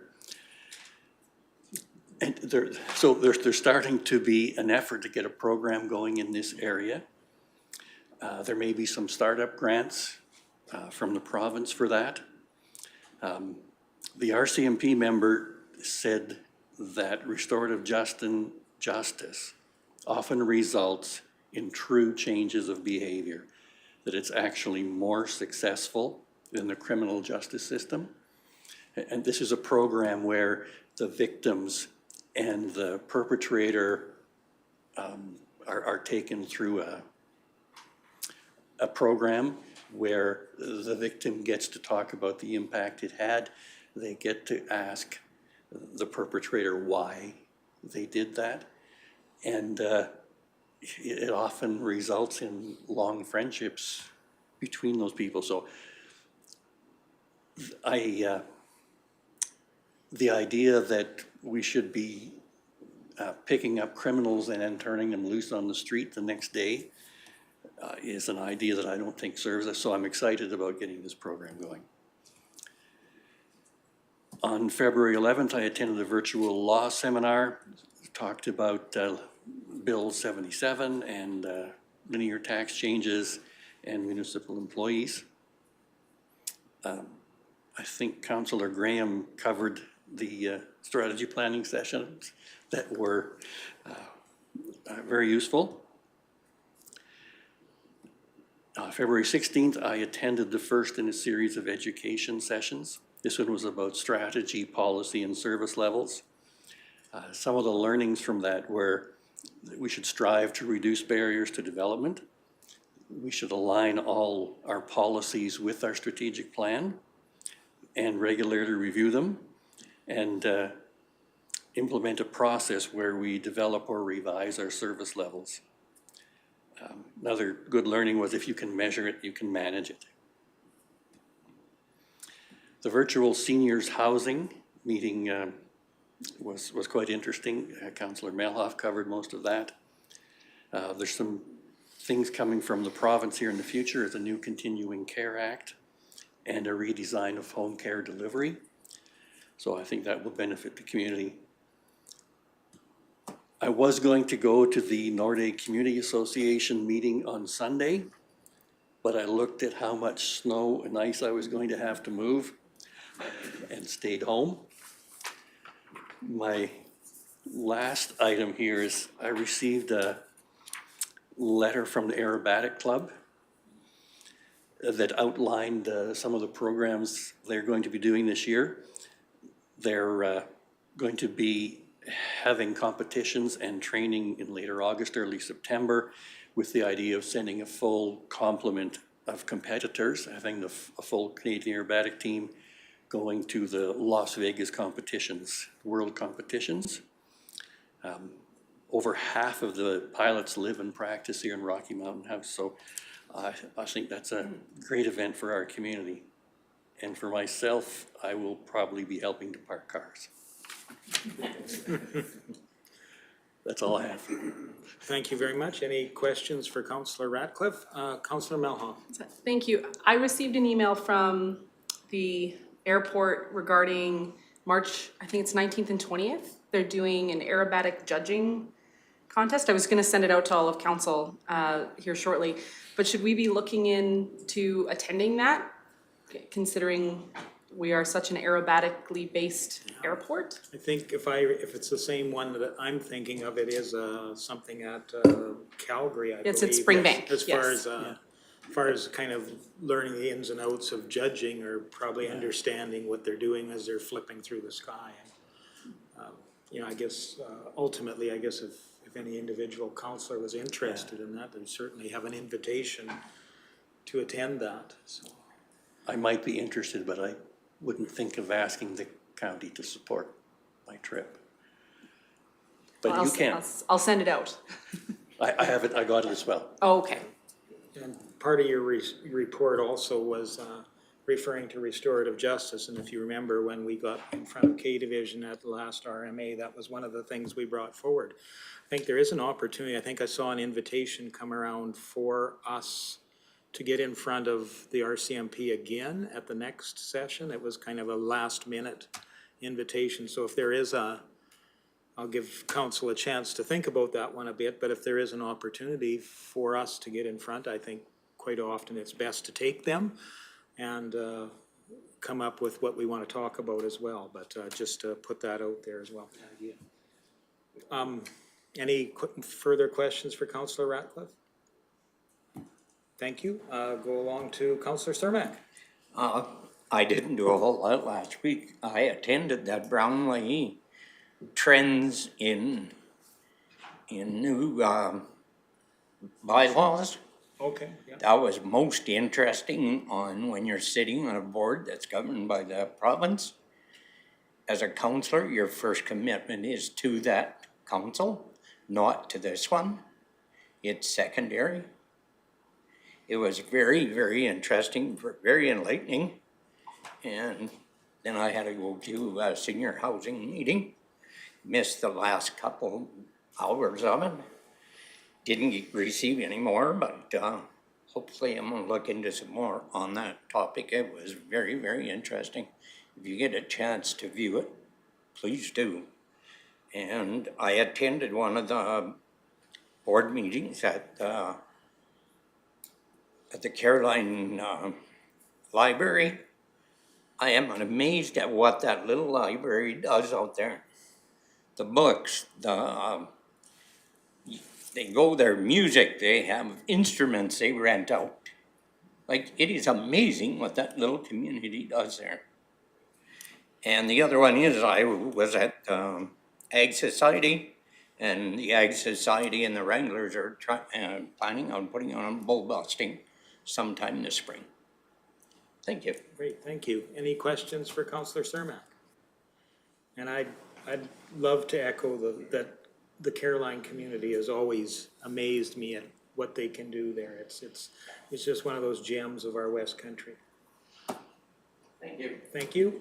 Councillor Swanson. Thank you. FCSS, we allocated three more applications. We're getting down to the crunch of a few dollars left. I also attended the Brownlee Online on the 10th, not the 17th, like Councillor Cermak had been on the 17th. I was on the 10th. I attended the Soakwind Barbecue, which was, again, great turnout. It was, yeah, we were fed well. It was very much appreciated. Also, Reynolds Mirth had a law seminar on that following Friday, virtual, which was an all day. Attended that as well. Again, strategic planning with our our council and directors. It was awesome for the few days. I'm looking forward to the next steps. I also had an interview with the Hatley Group in regards to the Norlake Discovery Center, just basically summarizing a little bit more about visioning as to, it was more one-on-one direct questions into what I seen, what's a possibility of direction, just very high level questions in regards to that particular building and the museum display that they are working on. I also attended the ASHA info session online, and my ask to this council, as I am the alternate director on that particular board for the province, they're holding a conference in Calgary on April 11th to 13th in Calgary, and I would like council's permission to have the conference fees paid and for my stay and remuneration for those 3 days.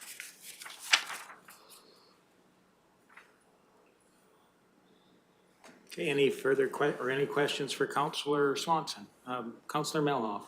I'd be happy to make the motion that we do cover your fees, your stay, and your remuneration for those 3 days. Okay.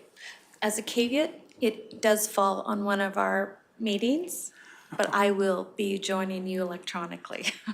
Okay. Thank you, and that's it. Any further discussion on that or questions for Councillor Swanson? Councillor Ratcliffe. Wonder if anyone else wants to go. Okay. So we have that motion for Councillor Swanson to attend. Any further discussion? If not, I'll call the question. All those in favor? And that's carried. Thank you very much. Well, thank you all very much for your reports. You've all been very busy and been very eloquent in expressing your activities over the last. But there is some overlap with what you've done and what I've been doing. I've got several pages of notes here, and if you bear with me, I'll try to catch some of the highlights. I did attend the FCSS meeting with Councillor Swanson. It was great to see delegations from both the Caroline Play School Group and Wildrose School Division. Trying to add functionality to our community. It's great to see those efforts being supported. Definitely attended the Brownlee online Trends in Municipal Law. Great to see us reminded of what some of the best practices are there around that, and you know, and understanding a greater depth of the municipal tax powers and stuff that we have, and the ability to manage our property taxes and different kinds of taxes that help us hopefully administer that as fairly as possible. I'm just waving to my family out in the lobby here, so if you, at home you won't know what I'm doing, but they seem to know what I'm doing. Sorry, now I'm out of sync here, but was able to attend the Rocky Learning Council, and of course they're on a move from their existing building on the old provincial building, and they will be moving what used to be Feed Right kind of down where, for those of you who are old enough would remember, that's where B.W. Bowman Plumbing was, or beside the motorcycle shop there. So they've got a new place. They're excited about moving there and continuing their programs in a different format, and also voicing their displeasure why they were forced into that move by the provincial government. So, again, we attended our strategic planning session. I thought it was a great opportunity for us to get to know each other a little better as council and start working towards a good strategic vision for our community moving forward. Of course, attended MPC. Lots of good things happening out in our community, people willing to create opportunities for new development. February 17th, the ASHA, or the Alberta Seniors Community Housing Association, great information there. We do realize that a lot of our facilities that are out there are over 35 years old, so we are approaching a time where there's going to need to be a fresh generation of these seniors housing type things, and just to make sure that we're on the know about that. So that's about it for me for now. I guess looking for a motion to accept councillors' reports. Councillor Swanson was first, or at least first in the direction I was looking. So all those in favor? Thank you very much. That's carried. Brings us down to 8.3, a capital project status update, and I guess I'll turn that across the room to our able staff. Thank you, Reeve Lahid. The capital project status update report. Maybe I'll just, in the interest of time, ask council if there's any questions coming out of that report. Councillor Melhoff. Thank you, Reeve. I believe it was the last council, or the last time we did a capital update. I don't specifically remember when. I had asked if there was any chance we could tour the facility. Curious if that opportunity has presented itself. No, it's still on our radar, and we've actually had a bit of a delay just getting power to that building. So there's still some work to do in there before it's gonna be safe for a tour, but it is on our to-do list to line that up. I know how to wear PPE. I can hard hat and steel toe it up if that's what's needed to go and take a look at it. Can I ask a follow-up? No. Yes, Okay. of course. I knew it was coming at some point. I'm surprised it took 127 days for that to happen. I have had quite a few people asking about fiber and like a timeline of maybe when they could look at potentially coming online. Several companies have reached out to me and being like, hey, when is this gonna happen? When can we hear if we can come online? Do we have an idea of what I can tell them? We honestly don't know yet.